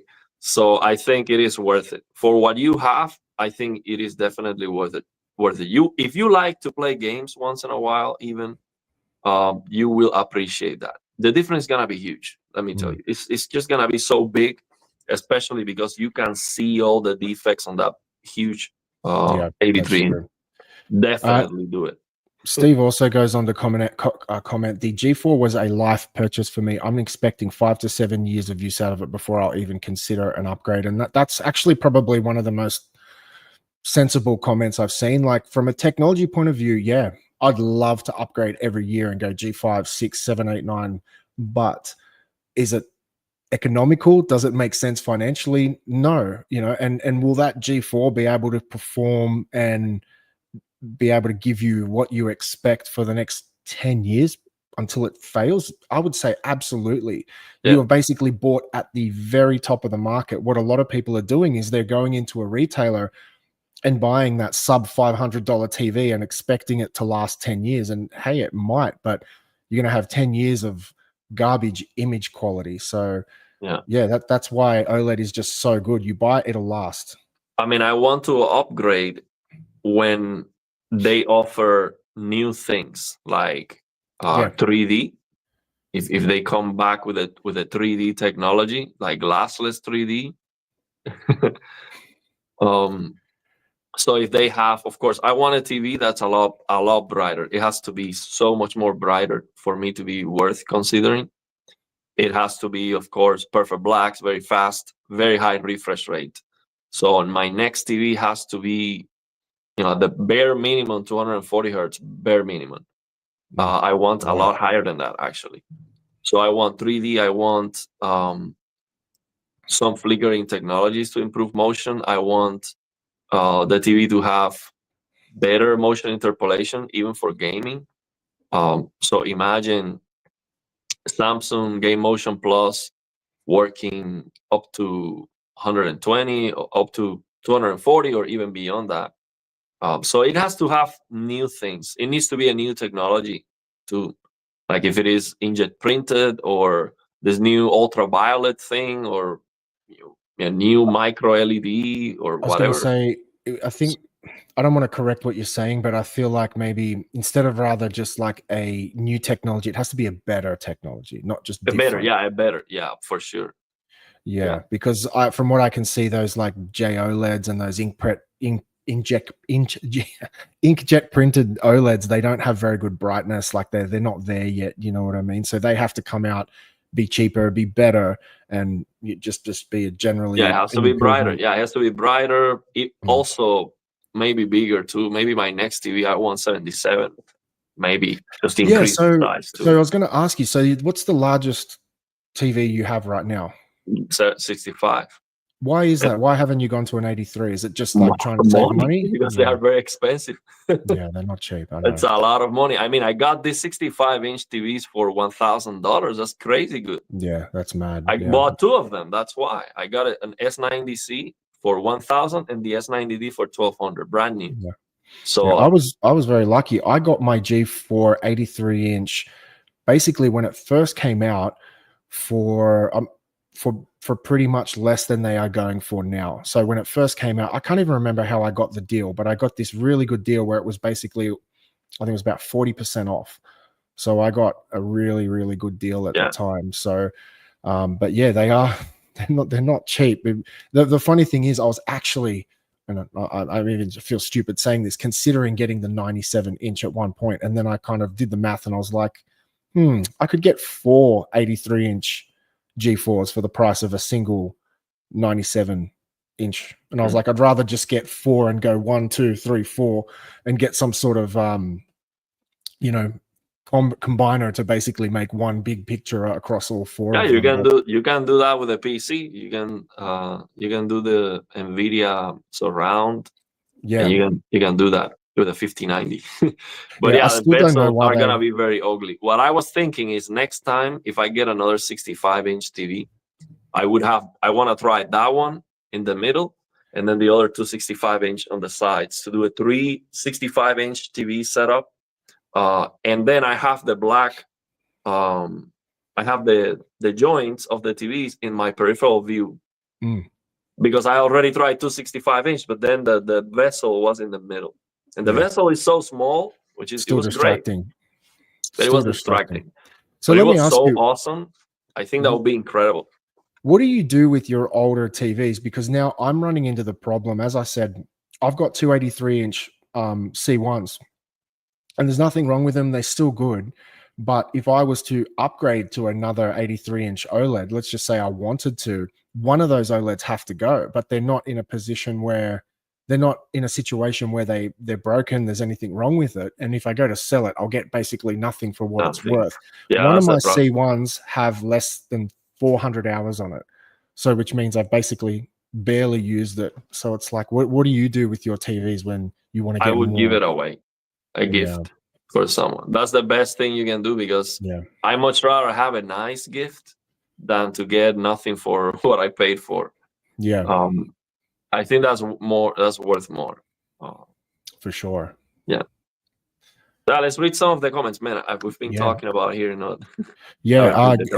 Yeah, chat. If any of you guys have any questions for us, please just put a Q at the front. So okay, let's go with this one. Actually, I'm going to make a video today or tomorrow. I want to make as clear as possible why you actually need more hertz, why you need 500, 1000 hertz, as easy as I can explain it for everyone. And I think I'm going to go with, of course, when I prepare the video, which I never do, but I think I want to prepare this one to make it very clear to understand. But basically, the angle that I'm going to use is, I'm going to explain first that it doesn't matter the refresh rate of your display. You can see clear in motion if it is slow enough, basically. So if you have a 120 hertz display and the object moving on the screen is moving at 120 pixels per second, it's going to look clear. So you need 1 pixel per frame, basically.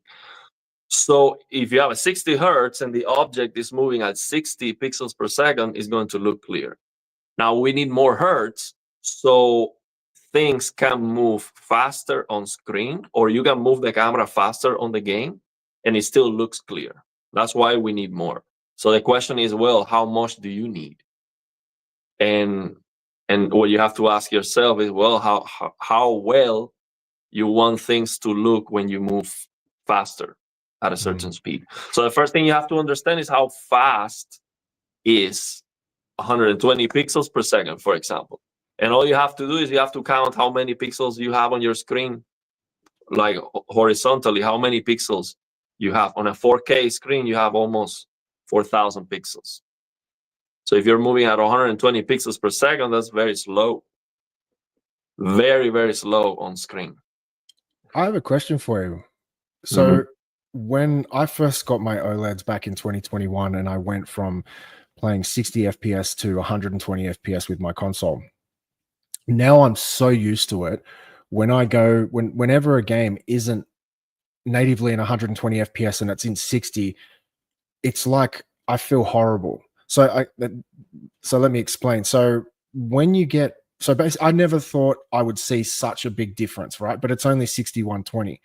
But when you're starting to get to above 300, say you're used to playing at 240 and you get used to it, do you get that same feeling when you go back to 120? It's like, oh, this is slow. Like, I'm just thinking, where is the limit? When you get to say 360 plus, when you go back down to 240, do you go, oh, this is slow? Like, is it the same with every jump on the way up? It is not the same because it doesn't scale linearly. So that's what I want to explain on the video.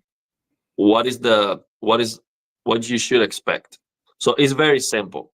What I'm going to do is I'm going to explain one speed only, and from there you can understand the rest of them. So let's say we are moving at 1000 pixels per second, okay?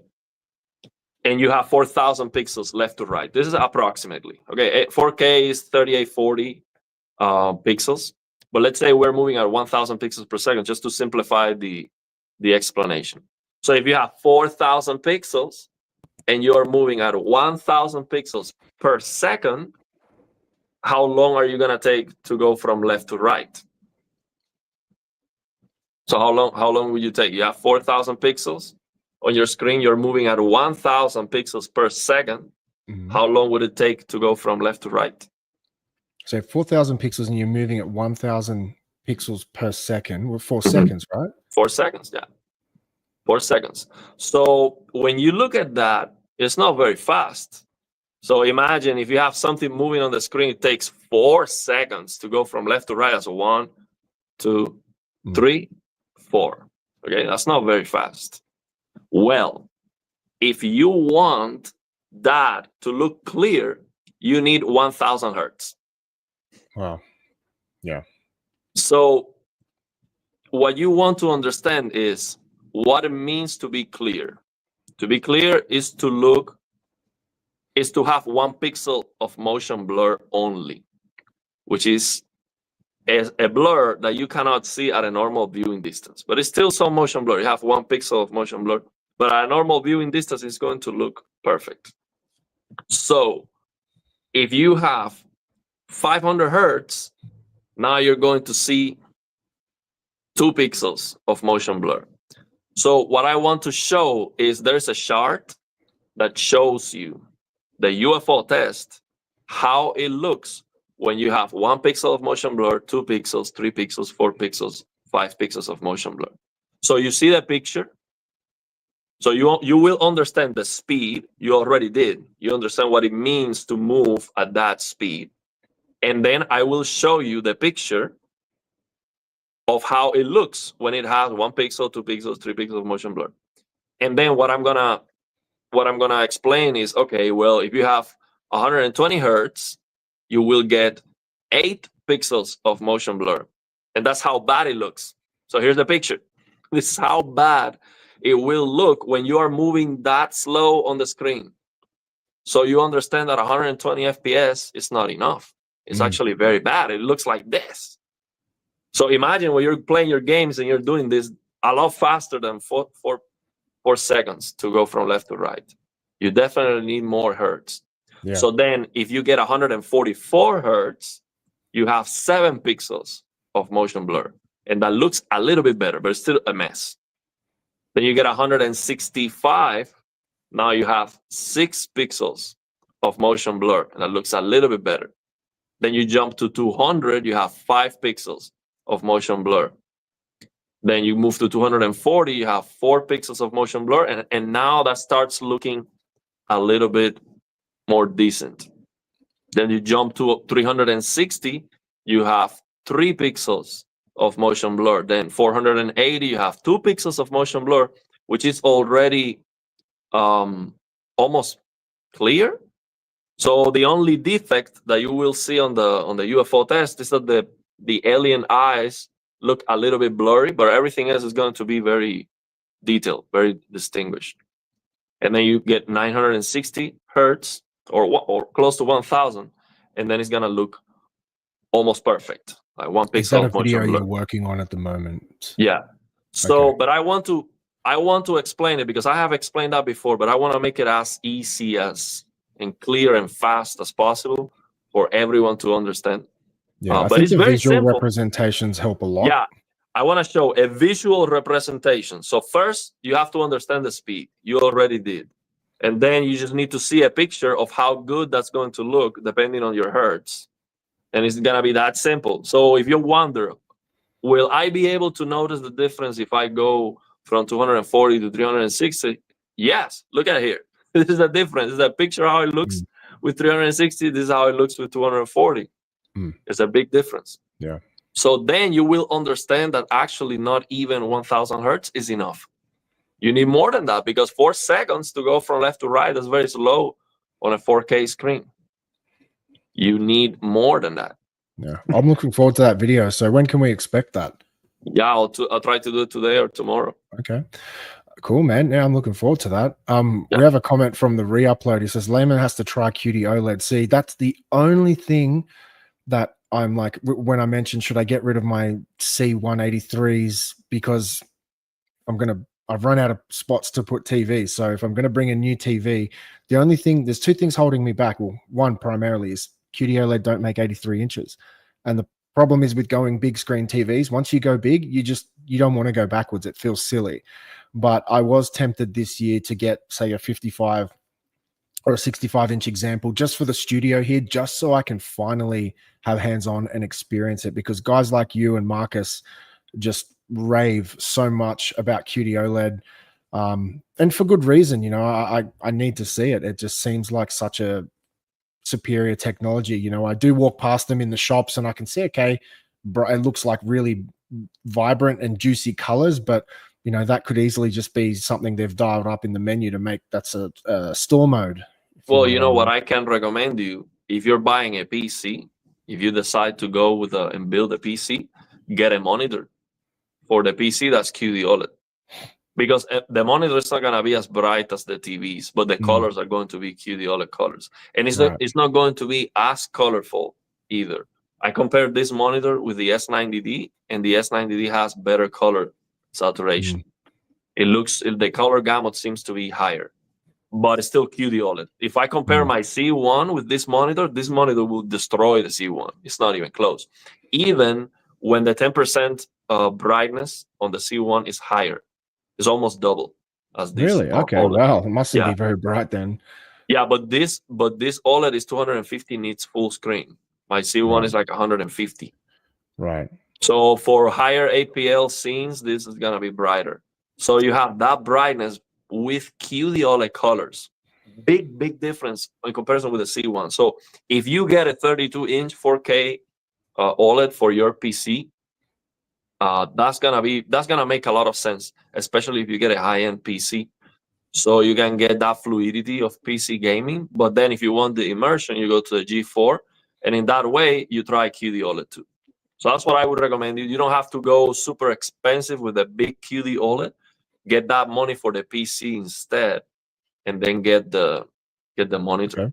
That's good advice. I still wish if they had a 83-inch QD OLED example somewhere, I would more than likely go and replace one of my C1s and, like you said, just give it to someone. But I still don't know why they're unable to get them out. But It might never happen. It might yeah, never happen. I don't understand what's going on with that. I'm sure there's a reason that I'm not unaware of yet. But yeah, it's pretty disappointing, man. That seems like that's the better technology. I So did let me see a answer couple of this question questions here. here. Yeah. How can local dimming work if the entire backlight must be turned on and off for it to function? So the local dimming with mini LED TVs, they have, let's say, they have 500 zones, like 500 things that they can turn on and off. So they would use that. That has limitations, because if you have like a fine detail that needs to be very bright, you cannot turn that off. You need to push the brightness there. So that's why you get some blooming. But it's not the entire thing turning off, because you need the light for the picture quality. So yeah, I have never tried a mini LED TV, and I want to. I want to get, at some point. I'm going to get a 10,000 nits TV at some point. Hopefully they become more affordable, and hopefully it is good for gaming too. I actually reached out to Hisense Australia and the 110 UX. I'm not sure if you're Mm. aware of that TV. Yeah, Apparently, yeah, that has 10,000 nits, if yeah. I'm not mistaken. I actually reached out to them and said, "Hey, look, I've got a small YouTube channel. I'd like to buy one of these. I'm not asking for it for free. You know, I want to do some stuff through my channel, because they were a bit hard to get.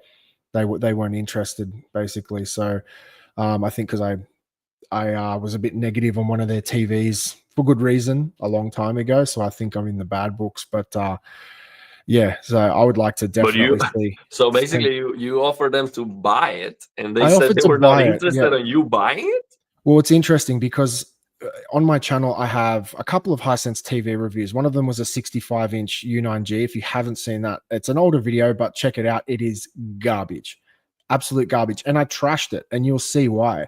But then I also have in my living room, I have a 100-inch Hisense TV, and I gave that like amazing praise because it's well deserved. I did 2 videos on it. One of them hit 1.2 million views, so it performed quite well. But because I'm assuming because I was a bit negative, or I was actually very harsh on the TV. And if you watch the video, you'll see why.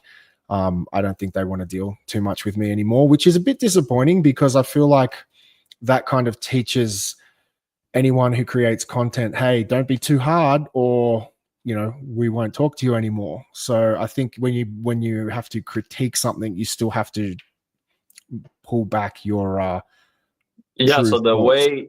the way I will do with all these companies is, if I get a product for review and I don't like it, I send it back.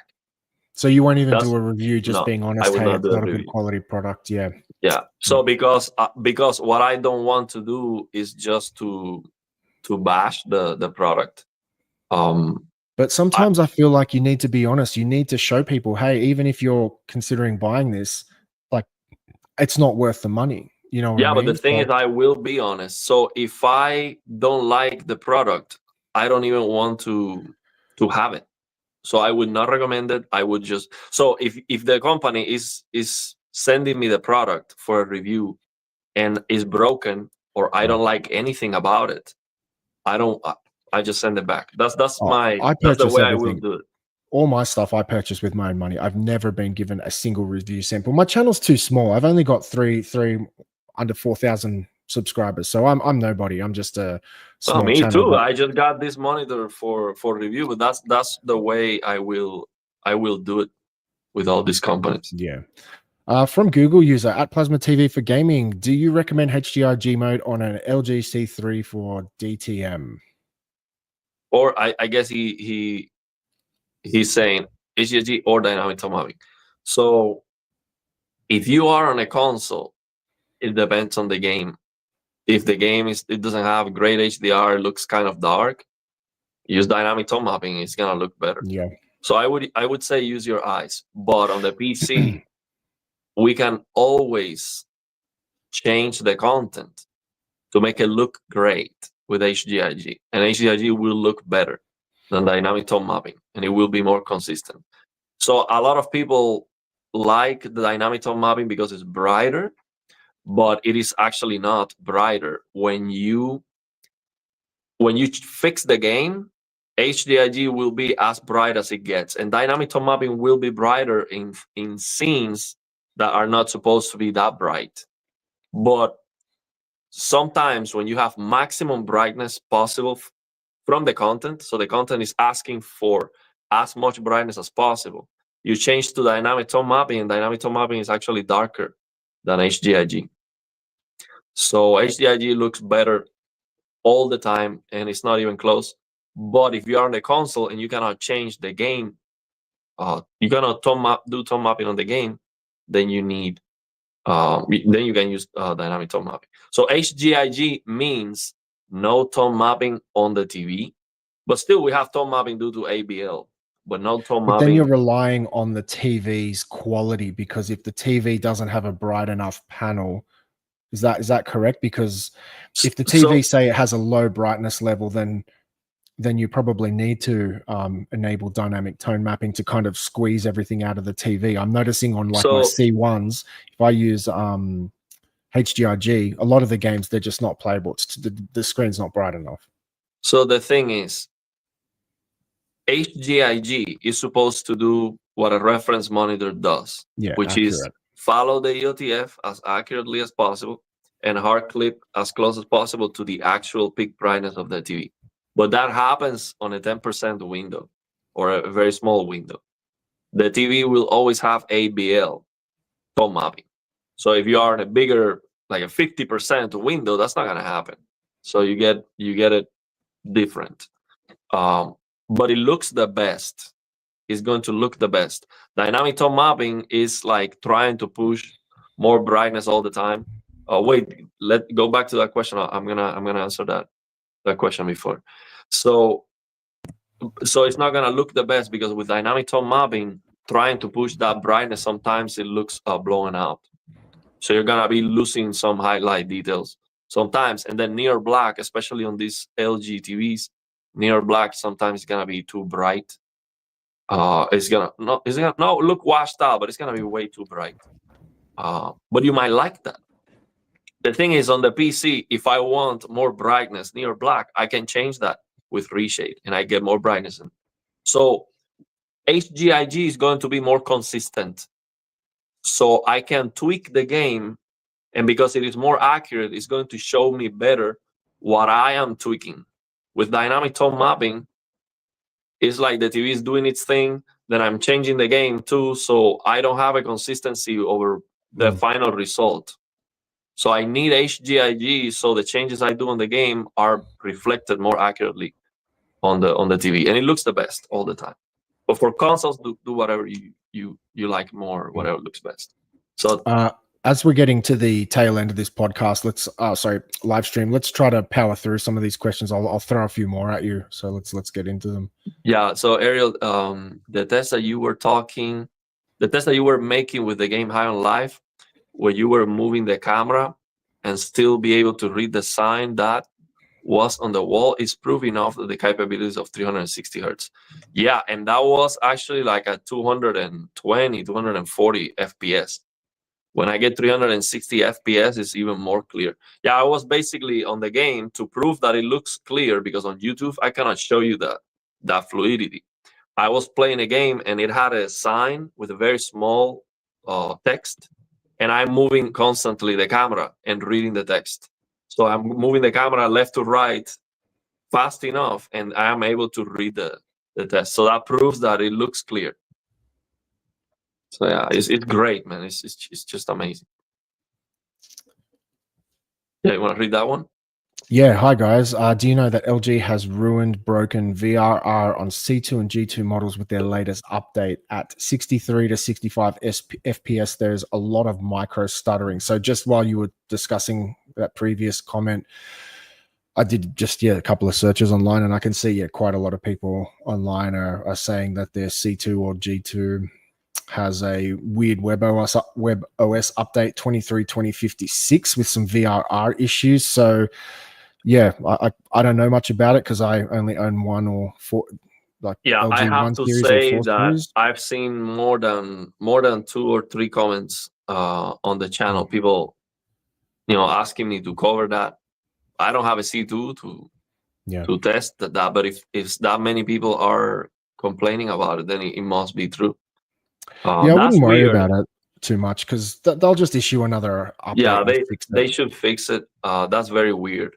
Yeah, with Samsung, I was also going to cover the firmware update situation, because it is true that with Samsung, even if you have the auto updates off, it will actually still update the TV. So the off, what it's gonna do is it's gonna ask you, but it's still gonna try to update the TV. So when it asks you, you might have the option to say no. But if you say later, it will update the TV when you turn it off. But if it is a major update, like it is updating the UI and all that stuff, then you have no choice. It will update anyway. So that's how it goes with Samsung. Now, what you can do is you can block the Samsung URL, like what is trying to do the update. You can do that. You can block that, so it never happens. And there are some guides outside that show you that how you can block in your router the Samsung so it doesn't push the updates. But I'm not worried about it, man. I think there's a lot of fear mongering when it comes to the updates. I know it can happen that something gets broken like that, but it's gonna get fixed later. Yeah, the brightness or the picture quality is not gonna change that much. It's not gonna change. Like Samsung did it with the S95B, and that's why people are so, afraid with the updates. But even after that update, you can still go to the service menu and get more brightness. So I don't think it's a problem.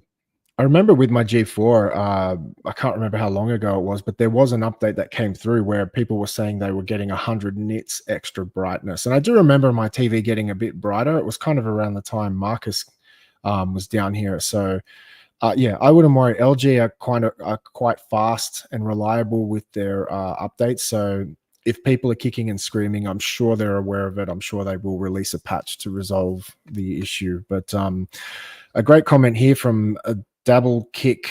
HGIG is a per game basis. Sometimes look worse, sometimes look better. And just quickly before you jump on Ariel, yeah, I agree. As I said, with my older TVs, my C1s, because they aren't the brightest, some games I do need to turn dynamic tone mapping on just because I find the game is too dark. But yeah, sometimes it can make the game look better or worse. But I find Marcus actually really brought this attention to me when he was at my place. I found if the game is done well and HDR is implemented really well, HGIG always looks better. If the game is done well, if the HDR implementation is crap, that's generally when I find myself turning on dynamic tone mapping. What about you? Your thoughts? Yeah, and the Ariel? thing is, on the PC, I don't really care if they implement it well or not, honestly, because I can always fix it. There's many options to fix the But they HDR. shouldn't make us do that. They should just do it. So No, I say myself because I already know how to fix it, but I understand Yeah. it is definitely a Yeah. concern. But Yeah. yeah, I will cover HDR back again. It has been a long time since I cover anything HDR on the channel. Yeah. So our last 10 minutes of the stream. So any other questions, we'll quickly try to get through them. So here's one for you, Ariel. Yeah, Ariel, did you see the 50 RTX series has a new media engine that allows to have DSC with DLDSR? I hope it works with the One Connect box too. Yeah, it should work. The only problem is that with the One Connect box, you cannot remove the 4096 by 2160 resolution. So even if DLDSR works, the scaling factor is going to be wrong because the scaling factor always goes with the higher resolution available. And the higher resolution available is 17 by 9 instead of 16 by 9. So it's going to look wrong. So it's not going to be perfect still. Yeah. Have you tried the BenQ TN panels 480 hertz with BF5? Some people say that it looks better than OLED 360. Yeah, LCD with a strobing can be better than OLED. When it comes to motion, the NVIDIA Pulsar is 360 hertz and looks 4 times better than this 360 hertz QD OLED because it has flickering at 360 FPS. This is a good one, Ariel. So how much time do you need to set everything before playing a game? Because it's kind of like, yeah, it is funny, but it's not funny. But for you to get a game to look as well as you would like it to look, does that take you a long time? Do you? Because normally I like to just that's why I like my Xbox and my OLED. Most of the time, everything's done. I just download the game, I hit play, and generally speaking, I don't have to do too much. But I would imagine you would probably you'd start the game going, okay, this is not acceptable. You'd spend a significant amount of time dialing everything in, getting everything right. Is that true? Or so I'll tell you what I do. I dedicate one day to fix all the games, and one then day per game or for all? no, like I say, okay, today I'm just gonna get ready my games. If I have new games that I'm going to be playing, because what I do is I like to play multiple games at the same time, because the games I like to play are difficult. So sometimes I get stuck in a boss. So after I get keep trying and I keep losing, then I go to another game. So I like to play many games at the same time. And because they are difficult, it becomes increasingly difficult to master all of them. So I am playing like 20 games at the same time. Wow. So when I add different games, what I do is I fix all of them. I set out the settings, the HDR, and everything. So I might dedicate a day or the time I have on that day just to fix a bunch of games or update if there's something new. And so I don't even play that day, just fixing. Don't you and think then I that play kind of another takes day. the fun out of it? It's like, I don't know, it's like busting into the bedroom with your girlfriend. It's like you don't want to wait, I have to get everything right. You just want to go. You just want to play the game. The thing is that's part of having the analogy. channel, because I'm gonna share. Sometimes I share what I do, so it's that's for the YouTube channel too. So yeah. Fair enough, man. Yeah, that makes sense. Yeah, I guess my point was there is like a benefit to just kind of not a benefit, but there is like the excitement of you just download the game and just start playing like that exciting. Oh, it never happens. Moment. There's always an issue, and there's also a lot of times where I cannot get the good enough performance or HDR or something, and then I just don't play the game. I'm like, okay, this one is unplayable. Like Spider-Man 2, it's unplayable. Like it's stuttering. I have to wait until they fix that. Yeah, fair enough. So Ben has a question for you. So how do I add an ultra wide resolution on NVIDIA card with an S90C? You can create it. The S90D has the ultra wide mode. It's locked to 120 hertz, but you can turn on ultra wide, and then it would change. You can turn up to ultra wide and super ultra wide if you want. But with the 90C, you can just create a custom resolution.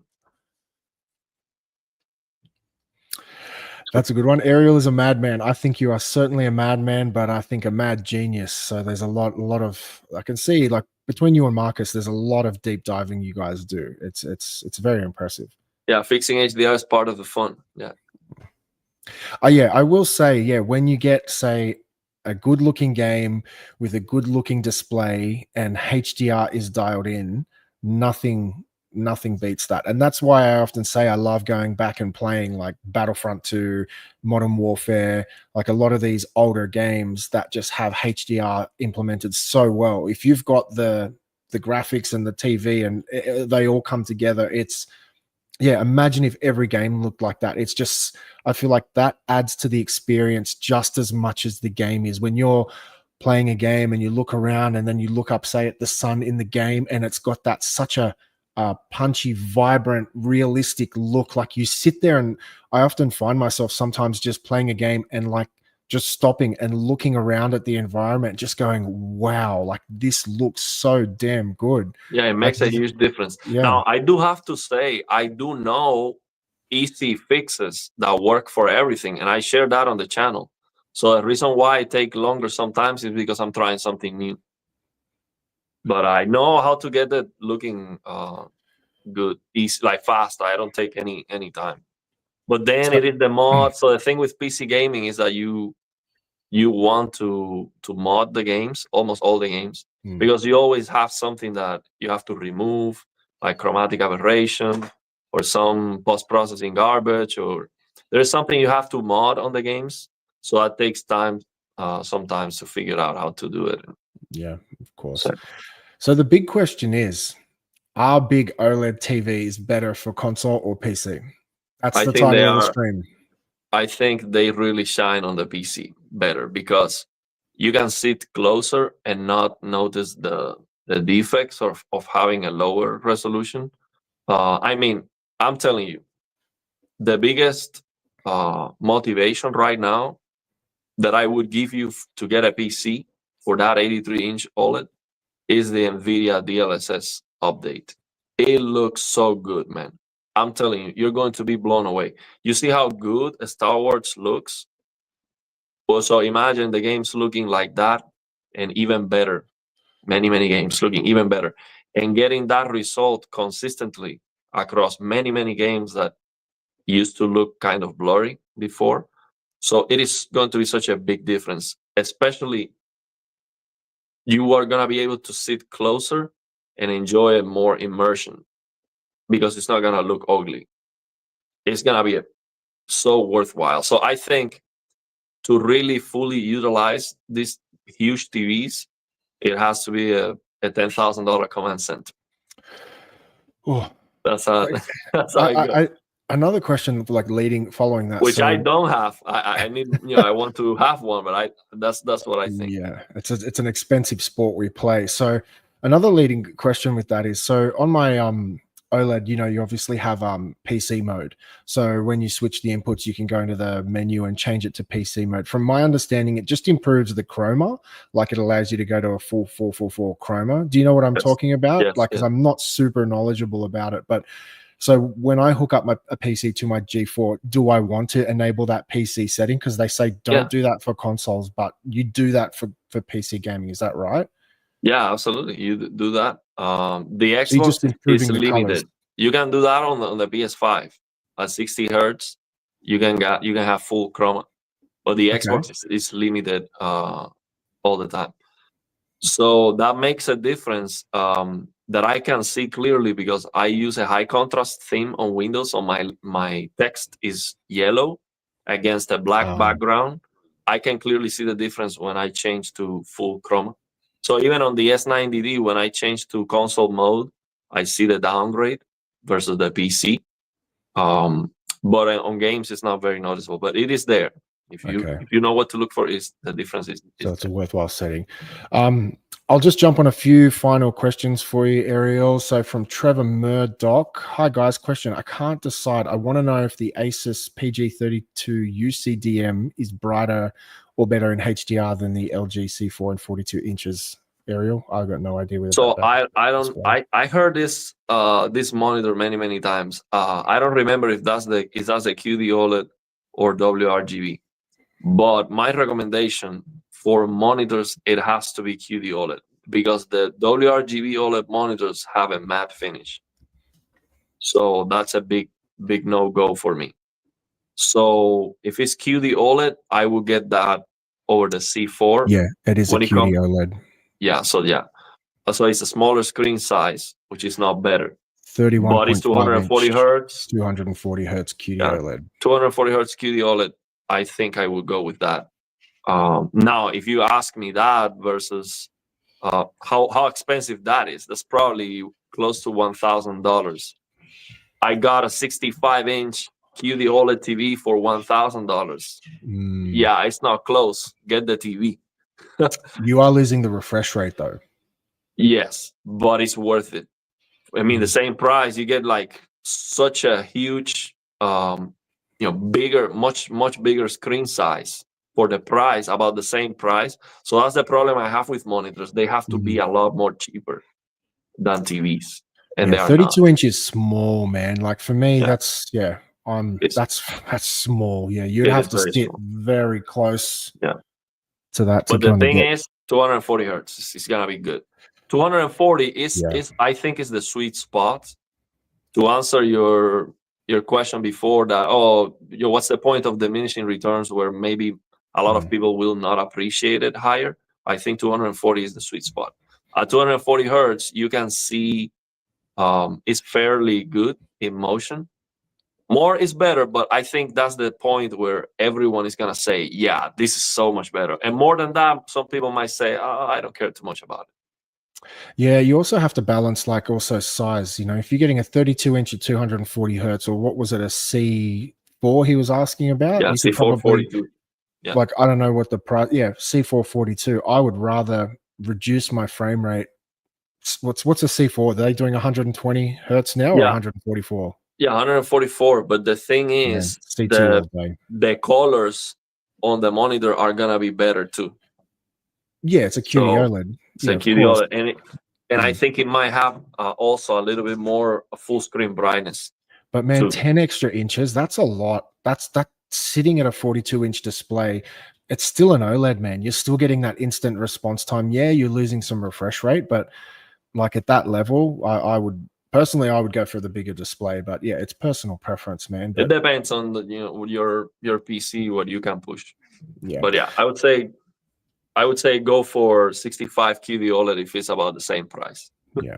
Final questions, guys. So yeah, very last questions. Unless I see anything else in the next minute, this will probably be it. So question: have you messed with Apollo and Artemis? It lets you stream to your PC to other devices remotely, even has HDR support. I don't know what that is. Oh, let me take a screenshot of that. I'll check it out. Thanks for letting me know. Yeah, and so last question, I guess this might be it. Does the G5 HDMI 2.2 for 4K 165 hertz, the 2.2 standard? No, nothing has 2.2. Yeah, it's just been announced. Like they literally just started talking about it. So it's going to be a while till we see that implemented. But I think it does 165 hertz, doesn't it? Yeah, it does. It's like with DSC, which is not, which is a problem if you don't have a 5090 or a 50 series GPU. If you want to use DLSR, you might have to lower that to see if you can turn off DSC on the G5. But other than that, I think the only problem with DSC is when you go outside full screen window, the black the black screen takes longer. So there's a handshake that takes long, but that's not a big problem. But yeah, HDMI 2.2, we need it. We need it. I see some videos saying that, oh, it's useless and stuff. No, that's, we definitely need it.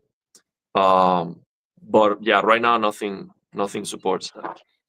Yeah, Toxmod also just, I think he was following up Layman's.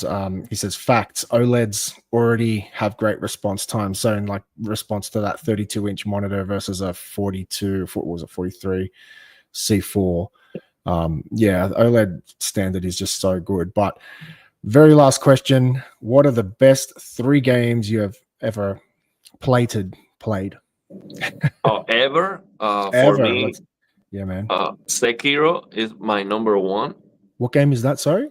Sekiro, Shadows Die Twice. Where's Sekiro. that? What's that on? I've never even heard of it. That's the it's from Software. You heard of Dark Souls? I've heard of Dark Souls. Yeah. How do you spell I that think game? that's their best game because it is parry based, like king king king king king king. Ah, got you. Yep. So you have to parry the attack. So that's my number one for sure. Then I have to say GTA 5 because I beat that game like 6 times. It might not be. It might look like a very like easy, like yeah, of course GTA 5, but it is. I mean, if I that's the game that I played the most, it has to be one of my favorite games. So maybe not number two, but it's definitely up there. And of Secure. course, Elden Ring. That's the kind of games that I like. So Elden Ring has to be probably number two, and GTA 5 has to be top five at least. Yeah. Well, GTA And 6 is around the corner, so that should be a yeah, big one. Red Dead Yeah. Redemption 2 was great too. It has to be up there. But yeah, I mostly like Souls like, so most of my games are gonna be Souls like games. But it's the same idea, same kind of game. That's why I'm bringing up others. Yeah. But yeah, Yeah, I will say it's funny because, for example, say like the games like Last of Us, they've been out since the PS3 generation, and I have a couple of PS5s in my house, and I actually never use them. Some of my PS5s are still on the original like version 1 firmware, so they've never been updated, played, which is a bit disappointing. But I had a friend come over recently and convinced me to try Last of Us. And have you played Last of Us? yeah, I'm playing it right now. The first one, the remaster. I'm playing it on the Yeah. PC. So I played the PS5 remaster of Last of Us, and honestly, that is probably one of the best games I've ever seen in my life. Yeah, Like, not just the story, the cinematics, the character development, um, the physics in the game, like the ability to do things like just most games would really hold you back. You can swing rope around things and do these things where like it allows you to completely go off the rails, where not a lot of games will do that. They will just kind of keep you in a box. And pretty much I sat down and played The Last of Us Part 1 and 2 over the New Year's break. Pretty much 4 straight days. I took 2 days for Part 1 and 2 days for Part 2. And I was so impressed. I just thought that those games were absolutely just mind-blowing and they're yeah. old The games. animations, the animations, and the technically it has a lot of great things. Kind of blurry though. Those are kind of blurry games, but technically they have a lot of very very impressive things. Yeah, absolutely. So yeah, a lot of people are talking about yeah, what was it? It's another PS5 game. I want to play Red Dead Redemption. There's another one, Uncharted. I've been told that I Yeah, need to Uncharted play. 4 was great. That's the only one I've played. Well, that Yeah, and the Lost Legacy, but Uncharted 4 was great. yeah. Um, But other than that, yeah, I just saw a comment. What about the Quake games? Quake 3 Arena was probably that was when I actually left PC. So I used to be a competitive Quake 3 player. I used to go to like those 48-hour LAN parties. I used to compete. At one point, I was ranked 14th in the country for that game when I was a lot younger. So after that, that's kind of when I left PCs and kind of went to console gaming. But yeah, final comment here for you, Ariel. yeah, so I mean, thanks for joining. Thanks for being here, man. I Yeah, appreciate it. likewise. Thanks We for had a having me, great man. stream. Thanks for everyone that showed up. Next week we're gonna have gaming tech back, and we're Yeah, gonna I'm do it looking together. forward to have Marcus back, man. I missed that hello, my friends at the beginning, so I can't even do it. But yeah, we're looking forward to having Marcus back. But yeah, thank you very much for a great stream. Thank you for everyone in the chat. What a fantastic chat! Heaps of great comments, heaps of healthy arguments, which is good. I like seeing that. I like seeing people disagree respectfully and have a few back and forths. That's really nice. So what a great community. So yeah, thank you very much for everyone who has joined us. And yeah, any closing thoughts? Yeah, that's it. Let's leave it there. I'll try to do. I think I have to do better in reading the comments. It's so difficult because I'm having a conversation with you or anyone that joins the stream. It's difficult for me to read the comments when I'm paying attention to what you're saying. If I read the comments, I'm not paying attention. So it's It's difficult tricky. to do both. And for questions we miss, we apologize. We do try to get to them, but like as I said, you got to kind of try and put a queue at the front because it helps us kind of filter out all the comments with the questions. But yeah, great stream, Ariel. Thank you very much. Look forward to doing another one. But yeah, I think that's it for today. Yeah, let's leave it there. Thank you very much, and you guys have a great one. Thank you, everyone. Bye.